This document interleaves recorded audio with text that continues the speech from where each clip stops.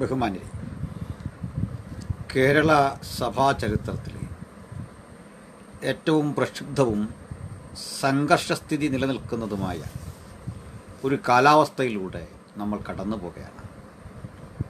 ഈ ഘട്ടത്തിൽ കേരളത്തിലെ രണ്ട് പ്രമുഖ എപ്പിസ്കോപ്പൽ സഭകളായ ഓർത്തഡോക്സ് സുറിയാനി സഭയും അവണ്ണം യാക്കോബായ സഭയും മെത്രാൻ കക്ഷി, ബാവാ കക്ഷി എന്നിങ്ങനെ പൊതുസമൂഹത്തിൽ അറിയപ്പെടുന്നു രണ്ട് സഹോദര പ്രസ്ഥാനങ്ങൾ തമ്മിൽ ഏറ്റുമുട്ടലിൻ്റെയും രക്തച്ചൊരിച്ചിലിൻ്റെയും പരസ്പര ആരോപണ പ്രത്യാരോപണങ്ങളുടെയും പാതയിലാണ്.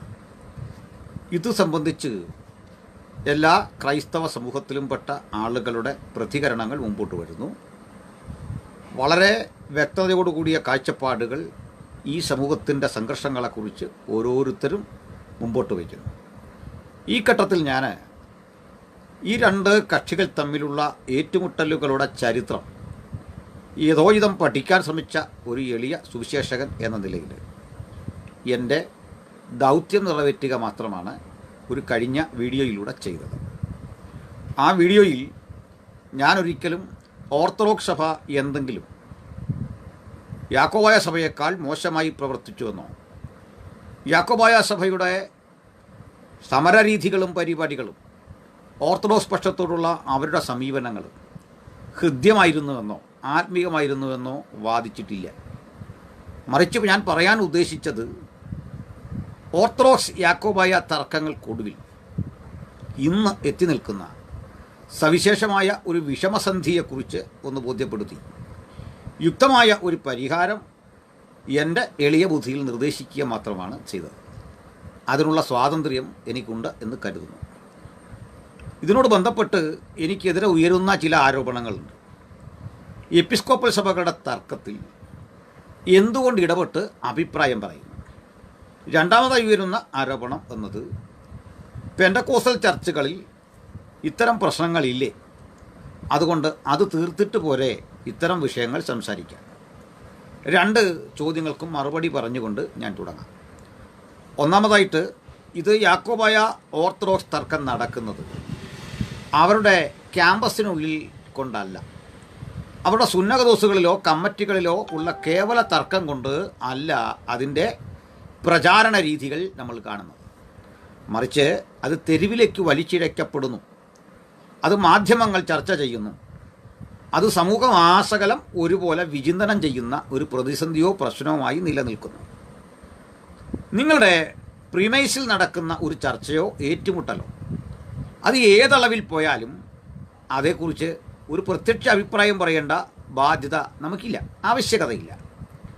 എന്നാൽ അത് വിട്ട് തെരുവോരങ്ങളെ കലാപഭൂമിയാക്കുന്ന ഒരു സ്ഥിതിവിശേഷം സംജാതമാകുമ്പോൾ നാം അഭിപ്രായം പറയുക സ്വാഭാവികമാണ്. അത് ഈ വിഷയത്തിലല്ല, ബാബറി മസ്ജിദ് വിഷയത്തിലായാലും സുവർണക്ഷേത്ര സംഭവത്തിലായാലും അത് പൊതുജന താല്പര്യങ്ങളെ ബാധിക്കും വിധമുള്ള ഒരു പ്രശ്നമായി മാറുന്ന ഘട്ടത്തിൽ അഭിപ്രായം പറയാനുള്ള ബാധ്യത ഏതൊരാൾക്കുമുണ്ട്. അത് ഞാൻ നിർവഹിച്ചു എന്നേ ഉള്ളൂ.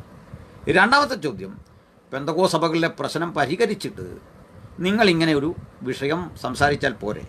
പെന്തക്കോസ്ത് സഭയിൽ ഇങ്ങനൊരു പ്രശ്നം ഇല്ല എന്നുള്ളതാണ് സത്യം. പെന്തക്കോസ്ത് സഭയിലെന്ന് മാത്രമല്ല, ഇതര ക്രിസ്തീയ സമൂഹങ്ങളിലൊന്നും ഇത്തരമൊരു തർക്കമില്ല. എന്ന് പറഞ്ഞാൽ മലങ്കര വർഗീസിനെ പോലെ ഒരാൾ വധിക്കപ്പെടുന്നു. ഓർത്തഡോക്സുകാരുടെ തന്നെ അഭിപ്രായത്തിൽ അവരുടെ നിരവധി ആളുകൾ വധിക്കപ്പെട്ടിട്ടുണ്ട്. ഇത് ഏറ്റുമുട്ടലുകളുടെയും സമരത്തിൻ്റെയും പാതയിൽ ഇത്തരമൊരു ചരിത്രം ഓർത്തഡോക്സ് യാക്കോബായ സഭകൾ കഴിഞ്ഞാൽ CSI CMS പ്രസ്ഥാനങ്ങൾക്കുണ്ടായിട്ടുണ്ട്. പക്ഷേ അവിടെയും മരണവും കൊലപാതകവും ഒന്നും നടന്നിട്ടില്ല. ഏറ്റുമുട്ടലുകളൊക്കെ അനാരോഗ്യപരമായി സംഭവിച്ചിട്ടുണ്ട്, കോടതി വ്യവഹാരങ്ങളുമുണ്ട്. എന്നാൽ പൊതുജന സമക്ഷം അവർ കൂടി ഇടപെടത്തക്ക വിധത്തിലുള്ള പ്രശ്നങ്ങൾ ഇതര സഭകളിൽ ഇല്ല എന്ന് തന്നെ പറയാം. പെന്തക്കോസ്ത് സഭകളിലുള്ളത് അവരുടെ പ്രാദേശിക പ്രശ്നങ്ങളാണ്. ആ പ്രാദേശിക പ്രശ്നങ്ങൾ വിദഗ്ധമായി കൈകാര്യം ചെയ്തു പോകാൻ അവിടെ ഒരു മാനേജ്മെൻറ്റ് സംവിധാനമുണ്ട്. അതുകൊണ്ടാണ് അത് ഒരു പരിധി വിട്ട് പുറത്തേക്ക് വരാത്തത്. മനുഷ്യൻ കൂടുന്ന എല്ലായിടത്തും പ്രശ്നമുണ്ട്. ആ പ്രശ്നങ്ങളിൽ ഞങ്ങൾ ഇടപെടാറുമുണ്ട്. തീർച്ചയായിട്ടും അത് നിങ്ങൾ ചൂണ്ടിക്കാണിച്ചത് നമ്മൾ ഇടപെടേണ്ടതും സംസാരിക്കേണ്ടതുമായ പ്രശ്നമാണ്. ആ ദൗത്യവും ഞങ്ങൾ നിർവഹിച്ചിട്ടുണ്ട്. ഈ ലൈവിലൂടെ ഇത്തരം ചില വിഷയങ്ങൾ നമ്മൾ പറഞ്ഞിട്ടുണ്ട്. അതുകൊണ്ട് ഈ രണ്ട് ചോദ്യങ്ങൾക്കുമുള്ള ഉത്തരമായി എന്ന് കരുതുന്നു. ഈ ഘട്ടത്തിൽ നമുക്ക് ഈ പ്രശ്നത്തെ ഒന്ന് സമീപിക്കേണ്ട ആവശ്യമുണ്ട്. ആദ്യം ഞാൻ ഇതേക്കുറിച്ച് ഓർത്തഡോക്സ് മെത്രാൻ എന്നെക്കുറിച്ച് നടത്തിയ ഒരു പരാമർശത്തിൻ്റെ ഒരു വീഡിയോ കണ്ടുകൊണ്ട് നമുക്ക് ഈ വിഷയത്തെ ഒന്ന് വിശകലനം ചെയ്യാൻ വേണ്ടി ഞാൻ ആഗ്രഹിക്കുന്നു. ആ വീഡിയോയുടെ ക്ലിപ്പ് നമുക്ക് ഒന്ന് കാണാം. അദ്ദേഹം പറയുന്ന വാക്കുകൾ, അതിൻ്റെ വീഡിയോ. വളരെ വിചിത്രമായി തോന്നുന്ന മറ്റൊന്നാണ്, ഒരു പാസ്റ്റർ വന്ന്, പെന്തിക്കോസ് പാസ്റ്റർ വന്ന് ഇവിടെ എന്തൊക്കെയോ വിളിച്ചു പറയുന്നത്. അദ്ദേഹത്തിന് എപ്പിസ്കോപ്പൽ സഭകളുടെ പ്രവർത്തനങ്ങളിലും മറ്റും എവിടെയെല്ലാം പ്രയാസങ്ങളോ പ്രശ്നങ്ങളോ ഉണ്ടാകുന്നു അവിടെ കയറി വന്ന് പ്രാർത്ഥിച്ച് അവരെ കൈക്കലാക്കി സഭ വർദ്ധിപ്പിക്കുക, വികസിപ്പിക്കുക എന്നുള്ളതായ വികസന തന്ത്രമാണെന്നുള്ളത് നമുക്ക് എല്ലാവർക്കും അറിയാം. അതില്ല എങ്കിൽ പെന്തക്കോസ്ത് സഭയ്ക്ക് നിലനിൽപ്പില്ല എന്നുള്ളത് കേരളത്തിലുള്ള എല്ലാ ക്രൈസ്തവർക്കും നല്ല ബോധ്യമുള്ളതാണ്. പിന്നെ അദ്ദേഹത്തിൻ്റെ നീതിബോധം അദ്ദേഹവും പറയുന്നുണ്ട്, കോടതി വിധി ഞാൻ അംഗീകരിക്കുന്നു, പക്ഷെ നീതിയായിട്ടല്ല നടക്കുന്നത്. ശരിയാണ്, നീതി സൂര്യനായ ക്രിസ്തു എന്നാണ് പെന്തക്കോസ്തുകാര് രാവിലെ മുതൽ വൈകുന്നവരെ എപ്പോഴും പറഞ്ഞുകൊണ്ടിരിക്കുന്നത്. അത് അവരുടെ കുഴപ്പമല്ല. മലാക്കി പ്രവചനം 4-ാം അധ്യായത്തിൽ നീതി സൂര്യൻ രോഗോപശാന്തിയോടുകൂടി ഉദിക്കുമെന്നുള്ളത് അവർ വ്യാഖ്യാനിക്കുന്നതാണ്. ഒരു കുഴപ്പവുമില്ല. നീതിയോടും ന്യായത്തോടും കൂടെ ഉള്ള മഹാപ്രഭുവാണ്, സമാധാനത്തിന്റെ പ്രഭുവാണ് യേശു ക്രിസ്തു എന്ന് യെശയ്യാ പ്രവചനം 9-ാം അധ്യായത്തിൽ നമ്മൾ വായിക്കുന്നുണ്ട്. ഇതെല്ലാം ശരിയാണ്. അപ്പോൾ നീതിയും ന്യായവും ഉള്ളതായ ഒരു കർത്താവിനെ സ്വീകരിക്കുന്നവർക്ക് നീതി ഞാൻ അംഗീകരിക്കുന്നില്ല എന്ന് പറഞ്ഞാൽ ഇനി നാളെ മുതൽ നീതി സൂര്യൻ എന്ന് പറയുന്നതിന് പകരം അനീതി സൂര്യൻ എന്ന് യേശുക്രിസ്തുവിനെ കുറിച്ച് പറയേണ്ടി വരുമോ പെന്തക്കോസ്ത് ഭാഷയ്ക്ക് എന്നുള്ളത് എനിക്ക് മനസ്സിലാകാത്തുള്ളൂ. എല്ലാവരോടും, പരീശന്മാരോടും സാധുക്യരോടും ദേവാലയ പ്രവർത്തകരോടുമെല്ലാം നീതിയും സത്യവും എല്ലാം അറിയിച്ചു കൊണ്ടിരുന്നതായ യേശുക്രിസ്തു യെരൂശലേം ദേവാലയത്തിൽ ചെന്ന വിവരം വിശുദ്ധ മത്തായിയുടെ സുവിശേഷം 21-ാം അധ്യായത്തിൽ ഞാൻ വായിക്കുന്നുണ്ട്. അവിടെ എൻ്റെ പിതാവിൻ്റെ ആലയം പ്രാർത്ഥനാലയമാണ്, അത് കള്ളന്മാരുടെ ഗുഹയാക്കി തീർത്തു എന്ന് പറഞ്ഞ് ചമ്മട്ടിയടിച്ച് അവരെ അടിച്ച് പുറത്താക്കിയ കർത്താവ് നീതി പ്രവർത്തിക്കാത്തത് കൊണ്ട് ആ കർത്താവിനെ ഇതുമുതൽ ഞങ്ങൾ സ്വീകരിക്കുന്നില്ല എന്ന് പെന്തക്കോസ്തുകാർ പറയുമോ എന്ന് എനിക്കൊരു സംശയം. അതുമാത്രമേ ചോദിക്കാനുള്ളൂ. കർത്താവ് നീതിയുള്ളവനാണ്, സമാധാനമുള്ളവനാണ്, വ്യഭിചാരിണിയോട് പോലും കരുണയുള്ളവനായിരുന്നു. പക്ഷേ കള്ളന്മാരുടെ ഗുഹയാക്കി ദേവാലയം തീർത്തപ്പോൾ അതിൽ നിന്ന് ചമ്മട്ടിയെടുത്ത് അടിച്ച് അവരെ ഓടിക്കുന്നതിന് യാതൊരു മടിയും യേശുക്രിസ്തുവിനില്ലായിരുന്നു. അത് നീതിയല്ല എന്ന് പെന്തക്കോസ്തുകാരൻ പാസ്റ്റർ പറയുമോ, അതോ ആ അധ്യായം ഇല്ലാത്തതായ വേദപുസ്തകമാണോ പെന്തക്കോസ്തുകാരൻ്റെ കയ്യിലുള്ളത് എന്നുള്ളത് എനിക്കൊരു സംശയം തോന്നുന്നു എന്നുള്ളതേ ഉള്ളൂ. ഏതായിരുന്നാലും തീർച്ചയായിട്ടും ബിഷപ്പിൻ്റെ മെത്രാൻ്റെ സംശയം മാറ്റിക്കൊടുക്കേണ്ടത് എൻ്റെ ഉത്തരവാദിത്തമാണല്ലോ. നിങ്ങൾ ഈ മെത്രാൻ്റെ ശരീരഭാഷ ശ്രദ്ധിച്ചോ? അദ്ദേഹത്തിന് ശത്രുക്കളായി യാക്കോബ സഹോദരങ്ങളെ കാണുമ്പോൾ, അവരെക്കുറിച്ച് പറയുമ്പോൾ അദ്ദേഹത്തിൻ്റെ മുഖത്തിന് വരുന്ന ഭാവവ്യത്യാസങ്ങൾ നിങ്ങൾ ശ്രദ്ധിക്കേണ്ടതുണ്ട്. അത് എത്ര ബീവത്സമായൊരു നിലയിലേക്കാണ് അദ്ദേഹം കാര്യങ്ങളെ കൊണ്ടെത്തിയിരിക്കുന്നത്. പക്വത നഷ്ടപ്പെട്ട ഒരു മാനസികാവസ്ഥയിലാണ് ഈ ആദരണീയ മെത്രാൻ കാര്യങ്ങൾ പറയുന്നത്. അല്ലെങ്കിൽ സാധാരണഗതിയിൽ നമ്മളൊക്കെ ഇവരെക്കുറിച്ച് ധരിച്ചിരിക്കുന്നത് പക്വമതികളായ, വളരെ പണ്ഡിതോചിതമായി കാര്യങ്ങൾ സംസാരിക്കുകയും ഇടപെടുകയും ചെയ്യുന്ന ആളുകളായിട്ടാണ്. എനിക്ക് സന്തോഷമുണ്ട് ഒരു കാര്യത്തിൽ, അദ്ദേഹം ബൈബിൾ ഉദ്ധരിക്കാൻ തുടങ്ങിയല്ലോ, സന്തോഷം. ഓർത്തഡോക്സുകാരെ സംബന്ധിച്ചോളം ബൈബിൾ ഉദ്ധരിച്ച് തുടങ്ങി എന്ന് കേൾക്കുന്നത് തന്നെ വലിയൊരു ആത്മസായുജ്യത്തിൻ്റെ കൂടി ഭാഗമായിട്ടാണ് ഞാൻ കാണുന്നത്. അതിന് ചില കാരണങ്ങളുണ്ട്. അതിന് മുമ്പ് ഇദ്ദേഹം പറഞ്ഞ ചില പ്രശ്നങ്ങളെ നമുക്കൊന്ന് ശ്രദ്ധിക്കാം. അദ്ദേഹം പറയുന്നത് ഈ പെന്തക്കോസ്തുകാർ രാവെളുക്കോളം നീതിസൂര്യനായ യേശുവിനെക്കുറിച്ച് പറഞ്ഞുകൊണ്ടിരുന്നു. അത് ഞങ്ങളെ അഭിനന്ദിക്കല്ലേ വേണ്ടത്, നീതിസൂര്യനായ യേശുവിനെക്കുറിച്ചല്ലേ പറയേണ്ടത്. നീതിസൂര്യൻ രോഗോപശാന്തിയോടുകൂടെ ഉദിക്കുമെന്ന മലാക്കി 4-ാം അധ്യായത്തിലെ 3-ാം വാക്യവും അദ്ദേഹം ഉദ്ധരിക്കുന്നുണ്ട്. അപ്പോൾ ഇപ്പോൾ അവർക്ക് നീതി ലഭിച്ചിരിക്കുന്നു. എവിടെ നിന്ന്? കോടതിയിൽ നിന്ന്. ആ കോടതി വിധിയെ ഞാൻ അംഗീകരിക്കാതെ യാക്കോബ സഭയെ സപ്പോർട്ട് ചെയ്യുന്നു. അങ്ങനെയല്ല സാർ, ഞാൻ കോടതി വിധിയെ അംഗീകരിക്കുന്നു. കോടതി വിധിയെ അംഗീകരിക്കാതെ പറ്റില്ല എന്നുള്ളത് മറ്റൊരു സത്യം. എന്നാൽ കോടതികൾ ഏറ്റവും സംശുദ്ധമായൊരു നിലയിൽ മാത്രം വിധി പുറപ്പെടുവിക്കുന്ന ഇടങ്ങളാണെന്ന് ഞാൻ കരുതുന്നേയില്ല. അതിന് നമ്മുടെ മുമ്പിൽ ധാരാളം തെളിവുകളുണ്ട്. അതിന് ഞാൻ യാക്കോബായ സഭയെ ഓർത്തഡോക്സ് സഭയുടെയും തർക്കം ഉദ്ധരിച്ച് തന്നെ തെളിവ് തരാം. നിങ്ങളുടെ സഭാ കേസ് പഠിച്ചാൽ മതി. നിങ്ങൾക്ക് വിപരീത വിധികൾ വരുമ്പോഴൊക്കെ നിങ്ങൾ കോടതികളെ വിമർശിച്ചിട്ടുണ്ട്, വളരെ ശക്തമായി വിമർശിച്ചിട്ടുണ്ട്. യാക്കോബായ സഭയ്ക്ക് എതിരെ വിധി വരുന്ന ഘട്ടത്തിൽ അവരും വിമർശിച്ചിട്ടുണ്ട്. അപ്പോൾ കോടതികൾ കുറ്റമറ്റൊരു നിലയിൽ പ്രവർത്തിക്കുന്നു എന്ന് ഞാനോ നിങ്ങളോ വിശ്വസിക്കുന്നില്ല. അനുകൂല വിധി വരുമ്പോൾ കൊള്ളാമെന്നും അല്ലാത്തപ്പോൾ നമ്മൾ കോടതികളെ വിമർശിച്ചിട്ടുണ്ട്. ഏവരും കോടതികളെ വിമർശിച്ചിട്ടുണ്ട്. എന്നാൽ ചുരുക്കം ചിലർ ആ കോടതി വിധികളെ ഉൾക്കൊണ്ടു പോയിട്ടുണ്ട്. നമ്മളൊരു ജനാധിപത്യ ക്രമത്തിൽ ജീവിക്കുന്നവർ എന്ന നിലയിൽ തീർച്ചയായിട്ടും കോടതി വിധിയെ ബഹുമാനിച്ച് ഉൾക്കൊണ്ടു പോകാനേ ബാധ്യതയുള്ളൂ. പോരാടി നീതിക്ക് വേണ്ടിയുള്ള അവസാന പോരാട്ടത്തിന് വേണ്ടി അപ്പീലുകൾക്ക് പോയിട്ട് കോടതിയുടെ നിലവിലുള്ള പരിസ്ഥിതിയെയും വിധിയെയും ഉൾക്കൊണ്ടു പോവുക എന്നത് പൗരൻ എന്ന നിലയിൽ നമ്മുടെ അച്ചടക്ക ബോധത്തിൻ്റെ കൂടി ഭാഗമാണ്. അദ്ദേഹം പറഞ്ഞു തുടങ്ങുന്ന തന്നെ ഇതിനിടയ്ക്ക് ഏതോ പെന്തക്കോസ്ത് പാസ്റ്റർ എന്തോ പറഞ്ഞുകൊണ്ട് വരുന്നു. അല്ലല്ല, ഞാൻ എന്തോ അല്ല പറഞ്ഞത്. അതിൻ്റെ തെളിവ് അങ്ങയുടെ ഔദ്യോഗിക മീഡിയയിലൂടെ പറഞ്ഞ അങ്ങയുടെ പ്രസംഗം കേൾക്കാൻ 1000-ൽ താഴെ മാത്രം ആളുകളാണ് ഉണ്ടായത്. എന്നാൽ ഞാൻ ഈ വിഷയം പറഞ്ഞപ്പോൾ സഭാവിഭാഗ വ്യത്യാസമന്യേ ഏകദേശം 24,000-ത്തിലധികം ആളുകൾ ഫേസ്ബുക്കിലൂടെയും യൂട്യൂബിലൂടെയും ഇത് കണ്ടു കഴിഞ്ഞു. ഞാൻ നിങ്ങളെക്കുറിച്ച് നടത്തിയ പരാമർശം, ആ പരാമർശത്തിലൊന്നും ഞാൻ ഏകപക്ഷീയമായി യാക്കോബാ സഭയെ പിന്തുണയ്ക്കുകയല്ല. യാക്കോബാ സഭയുടെ അല്ലെങ്കിൽ ഓർത്തഡോക്സ് സഭയുടെ പ്രശ്നങ്ങളിൽ ഞാൻ പ്രശ്നങ്ങളെയാണ് അഭിസംബോധന ചെയ്തത്. ഞങ്ങൾ നിങ്ങളെ എതിർക്കുന്നെങ്കിൽ അത് തിയോളജിക്കലാണ്. നിങ്ങൾക്കല്ലാതെ ഞങ്ങളോടും വിരോധം വരാൻ കാരണമുണ്ടെന്ന് തോന്നുന്നില്ല, ദൈവശാസ്ത്രപരമാണ്. ഇവിടെ കാണേണ്ട ഒരു കാര്യം, ഇവരുടെ തർക്കങ്ങളെ നമുക്കെടുത്തൊന്ന് പരിശോധിക്കണം. അതൊക്കെ മുൻ വീഡിയോകളിലുണ്ട്. ആവശ്യമെങ്കിൽ ഇനിയും ഞാൻ അത്തരം ചരിത്ര വസ്തുതകൾ വിശകലനം ചെയ്യുന്നതാണ്. വാസ്തവത്തിൽ 1808 ഒരു വട്ടിപ്പണം എന്ന പേരിൽ ഏതാണ്ട് 3000 പൂവരാഹൻ നിക്ഷേപിച്ചുകൊണ്ട് അന്നത്തെ മെത്രാപ്പൊലിത്ത അദ്ദേഹം നിക്ഷേപിച്ചുകൊണ്ട് അതിൻ്റെ പലിശ കൊണ്ട് ചർച്ച് ആക്ടിവിറ്റീസ് നടക്കത്തക്ക വിധം ഒരു സംവിധാനം ഏർപ്പെടുത്തുകയുണ്ടായി. ഈ പണം ലഭിച്ച വഴികളെക്കുറിച്ചൊക്കെ ഒത്തിരി കഥകളുണ്ട്, ഒത്തിരി കെട്ടുകഥകളുണ്ട്. അതൊന്നും ഇപ്പോൾ ഇവിടെ തർക്കമല്ല. എന്നാൽ പിൽക്കാലത്ത് ഈ പണത്തിൻ്റെ പേരിൽ നടന്ന അടി എന്നാണ് സമൂഹം ഇതേക്കുറിച്ച് മനസ്സിലാക്കിയിരിക്കുന്നത്. തെറ്റാണത്. പണം ഇവിടെ ഒരു ഘടകമേ വട്ടിപ്പണം അഥവാ 3000 പൂവരാഹൻ അതിൻ്റെ അവകാശി, എടുക്കാനുള്ള അവകാശി ആര് എന്നതല്ല പ്രധാന തർക്കം.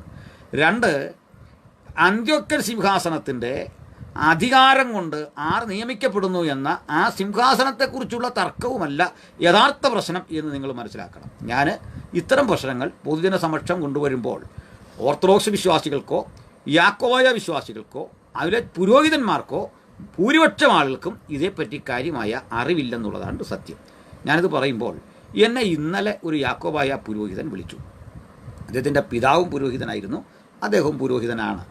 അദ്ദേഹം ആ വീഡിയോ കണ്ടിട്ട് ഇതിൻ്റെ ഉള്ളടക്കത്തിൽ ഇങ്ങനെ കുടുംബ വഴക്കുണ്ട് എന്ന വസ്തുത ആദ്യം കേൾക്കുകയാണ് എന്ന് പറയുകയുണ്ടായി. അതിൻ്റെ അർത്ഥം ഇവർ പലപ്പോഴും അണികളെ പറഞ്ഞ് പഠിപ്പിച്ചിട്ടുള്ളത് ഈ കൈവപ്പ് സംബന്ധിച്ചോ ദൈവശാസ്ത്രപരമായൊരു പ്രശ്നം ഇവർക്കിടയിൽ നിൽക്കുന്നു എന്ന് സംബന്ധിച്ചോ ഒക്കെയുള്ള കാര്യങ്ങളാണ്. വാസ്തവത്തിൽ സംഭവിക്കുന്ന അങ്ങനെയല്ല. ആദ്യം ഇത് നിമിത്തം സംഭവിക്കുന്ന ഒരു പ്രശ്നം എന്ന് പറയുന്നത് മാത്യൂസ് മാർ അത്താനാസ്യൂസും അക്കരെ കുര്യൻ റൈറ്ററും തമ്മിലുണ്ടായ ഒരു പടലപ്പിണക്കമാണ്. ആ സൗന്ദര്യപ്പിണക്കം വർദ്ധിക്കുന്നു. ഒരു കണ്ണിന് വേണ്ടത്ര ഭംഗിയില്ലാത്ത കോങ്കണ്ണുള്ള ഈ മെത്രാപ്പോലിത്തയെ തലസ്ഥാനത്തേക്ക് അവരോധിക്കുന്നതുമൊക്കെയായ കഥകൾ പിന്നീട് കിടക്കുന്നു. അപ്പോൾ ഒരു മെത്രാപ്പോലിത്ത, അത് സി ജെ കുര്യൻ്റെ കാലത്തെ ഒരു സംഭവമാണ്. തർക്കം വേറൊരു തർക്കമാണ്. മാത്യൂസ് മാർ അത്താനാസ്യൂസിൻ്റെ വിഷയത്തിൽ ഒരു വിഷയം പറഞ്ഞാൽ അദ്ദേഹം ഒരു പക്വമതിയായ ആൾ തന്നെയാണ്. എന്നാൽ അദ്ദേഹം തൻ്റെ പുരോഹിതൻ മെത്രാൻ എന്ന നിലയിലുള്ള അധികാരവും അവകാശവും ഉപയോഗിച്ച് അക്കാലത്തെ വലിയൊരു പ്രമാണിയായിരുന്ന, ശക്തനായൊരു പ്രഭുവായിരുന്ന അക്കരെ കുര്യൻ റൈറ്ററെ അദ്ദേഹത്തിൻ്റെ വാക്കുകളെ പരിഗണിക്കാതെ വന്നു. സത്യത്തിൽ രണ്ടാളുകളുടെയും ഇടയിൽ വളർന്ന ഒരു ഈഗോ നിന്നു മാത്യൂസ് മാർ അത്താനാസ്യൂസിനെ ചവിട്ടി പുറത്താക്കാൻ വേണ്ടി അക്കരെ കുര്യൻ റൈറ്ററെ പോലെയുള്ള ഒരു പ്രമാണിക്ക് അവസരവും സാഹചര്യവും ഉണ്ടായി. അന്ന് മുതലൊരു കാര്യം ഓർക്കണം, ഓർത്തഡോക്സ് സഭയാണെങ്കിലും യാക്കോബായ സഭയാണെങ്കിലും ഒരതിരുവിട്ട ജനാധിപത്യം അവരുടെ സഭകളുടെ ആ സംശുദ്ധിയെ തകർത്തിട്ടുണ്ട്. ഇതിന് വിപരീതമാണ് കാത്തലിസിസം. അവിടെ ജനാധിപത്യത്തിന് വലിയ ശബ്ദമില്ല, സ്വീകാര്യതയില്ല. അവിടെ മെത്രാന്മാരുടെയോ ബിഷപ്പുമാരുടെയോ അല്ലെങ്കിൽ പുരോഹിതന്മാരുടെയോ ഏക ശബ്ദത്തെ അനുസരിക്കുക എന്ന ഒരു അച്ചടക്കം അവിടെ നിലനിന്നത് ആ പ്രസ്ഥാനം തകരാതിരിക്കാൻ കാരണമായി.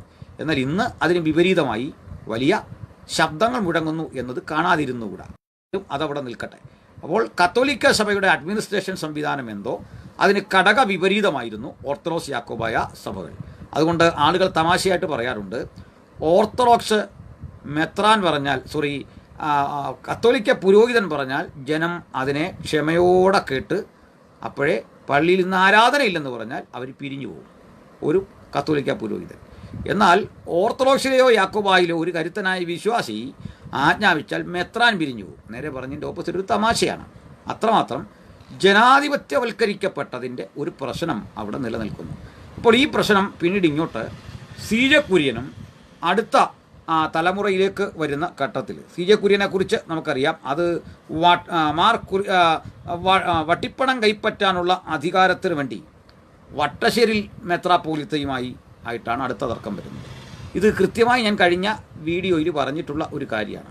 ഇതും പക്ഷേ വട്ടിപ്പണം കൈപ്പറ്റുക എന്ന ഒരു കാര്യം പറയുമ്പോൾ തന്നെ അത് കൊടുക്കുന്നൊരു സന്ദേശം ആരാണ് ശരിയായ വിധത്തിൽ മലങ്കരയിലെ ചർച്ച ഇതായിരുന്നു അതിലൂടെ സ്ഥാപിച്ചെടുക്കാനായിട്ട് അവർ ലക്ഷ്യമിട്ടത്. ഞാൻ പറഞ്ഞത് ഒന്നുകൂടെ ആരംഭിക്കുന്നു.